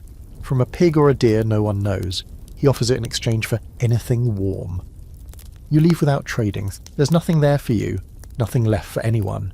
You walk the long way back, past the old fields, now soggy and grey, the kind of ground that swallows your feet and refuses to let go. And then you spot something strange. Movement near the tree line. You crouch low behind a fallen cart and squint. A figure. No, 2, moving slow, covered in cloaks, carrying something between them. You don't call out, you wait, you watch. They reach a small outbuilding, half collapsed but still standing, and disappear inside. You creep closer, not out of suspicion, out of desperation. Maybe they have food, maybe they've caught something, maybe they're from another village and have news of roads opening, trade routes clearing. But when you peek through this broken wall, you freeze. It's not food, it's a body. A young man, maybe 20, wrapped in linen, face pale, eyes closed. The 2 cloaked figures, his parents you assume, are placing him gently on a stack of straw. They're whispering prayers. One of them reaches into a pouch and sprinkles something, dried herbs maybe, over his face. Then they kneel and begin to dig, with spoons. The ground is still too hard for shovels. You back away slowly, breath shallow. Not because you're afraid, because this is normal now. Later at the chapel, your brother asks you what you saw. You tell him. He nods, solemn. I saw 3 people fighting over a dead rat yesterday. You raise an eyebrow. He shrugs. They weren't even from here. It's not even shocking anymore. Here's your bleak but true historical footnote for the day. In the medieval world, the weeks between late winter and early spring were often the deadliest. Not from cold, but from starvation. The food ran out. The game was scarce. The earth hadn't bloomed yet. In some regions, they called this period the famine weeks, and if your village didn't store well, or the winter lasted too long, you'd bury more people in March than in January. That night your mother makes a stew from the turnip, a spoon of barley, and some dried greens she saved from last fall. You eat slowly, chewing each bite until it feels like a meal. Your sister falls asleep mid-bowl, curled up like a kitten. Your father whispers something to your mother. You can't hear what, but her shoulders sag and she kisses his forehead. The chapel creaks in the wind. You lie awake for a long time staring at the ceiling, listening to your stomach argue with itself. You've made it through the worst of the cold. Now you just have to survive the waiting. You don't even notice the warmth at first. Not because it isn't there, but because it comes so slowly, so slyly, that your body doesn't quite believe it. It starts with your fingers, just a little more flexible than they were last week. Then your toes, no longer curled in permanent defence. Then the air itself, no longer sharp enough to make your teeth ache when you breathe through your mouth. You wake up one morning and realise the breath rising from your lips doesn't fog in front of your face anymore. You step outside and the ground doesn't crunch. It squishes. There's still ice in the corners, of course, pale and stubborn like the last few regrets of winter. But even that's melting into puddles, the kind that shine when the sun finally decides to show its face. It's low in the sky, weak and watery, but it's real. And you feel it on your skin for the first time in what feels like centuries. You want to cry, but you don't. You just stand there, letting the sun soak into your sleeves, blinking, like a mole seeing daylight for the first time. Inside the chapel, people are stirring more than usual. There's an undercurrent of movement, not just the restless kind, but something with purpose. Buckets being rinsed, blankets being packed, tools emerging from the piles they were buried under for months. Even the animals seem to sense the shift. The cow is mooing more loudly, the goat has stopped looking suicidal, and someone says the chickens actually laid 2 whole eggs this morning. You hear the priest murmur to one of the elders, "It's time." Time for what? You find out just after midday when the doors open and the village elder himself, old Thomas, who lost 3 toes last winter and is still more spry than a man half his age, climbs onto a stool and shouts over the chapel murmur, "We're going home." You don't breathe for a second. Home. It's a strange word now. You're not even sure what it means anymore. A building, a hearth, a roof with holes. What's left of your house is probably half collapsed, full of mud and moss and regret. But even so, it's yours. And the thought of it not being a smoking ruin, of being able to sit in your own corner, stretch your legs, cook your food over your own fire, that's worth everything. People begin packing, rolling up mats, gathering pots, folding what little fabric survived the floods. Some leave candles as thanks on the altar. Others just nod toward the crucifix and shuffle out. It's not a parade, there are no cheers, just a slow, determined migration back into the unknown. You help your mother with the sled. Your father is wrapped tightly, his eyes open, alert. He doesn't speak much, but he watches everything as you move. Your brother hoists the last of the blankets onto his shoulders and nods toward the door. Outside, the world looks raw, open, vulnerable. Like someone peeled the skin off the village and left it to heal in the breeze. Roofs have caved in, fences are leaning or missing. The paths are more puddle than dirt, and every house bears the same weary expression. What now? You round the corner and see your cottage. You stop. It's still standing, sort of. The roof has sunk a bit on one side, and the door's off its hinges, half buried in a pile of wet straw. The walls are covered in mud spatters and streaks of moss, but the bones of it, stone, wood, and memory, are there. You exhale, step forward, and push the door open fully. It smells like mould, and goat, and old ashes. But it's home. You start cleaning without talking. Everyone does. Your sister clears out the old bedding, your mother scrapes the walls with a flat certificate stick, your brother hammers the door back into place. Your father sits in the doorway on a stool wrapped in blankets, watching with glassy eyes. You sweep the floor with a broom that lost half its bristles in January, and pretend it's working. By nightfall you've made a dent. The hearth is scraped clean, the table is upright. The sleeping corner has been relocated away from the dampest wall. A single candle burns on the ledge, and you sit around it, sipping thin broth and chewing bits of stale bread someone bartered from the miller's son. It's not cosy, not yet, but it's real. Your sister draws a picture on the wall with charcoal, a sun, a goat, a stick figure holding a flower. You're not sure if it's symbolic or just delirium, but it makes you smile. And then outside you hear it. The sound of hooves, not the plodding step of an ox cart. Galloping. You and your brother exchange a look and grab the nearest tools, just in case. The rider comes into view fast, cutting across the village path on a dark horse, hood down, cloak flying. Is one of the Lord's messengers.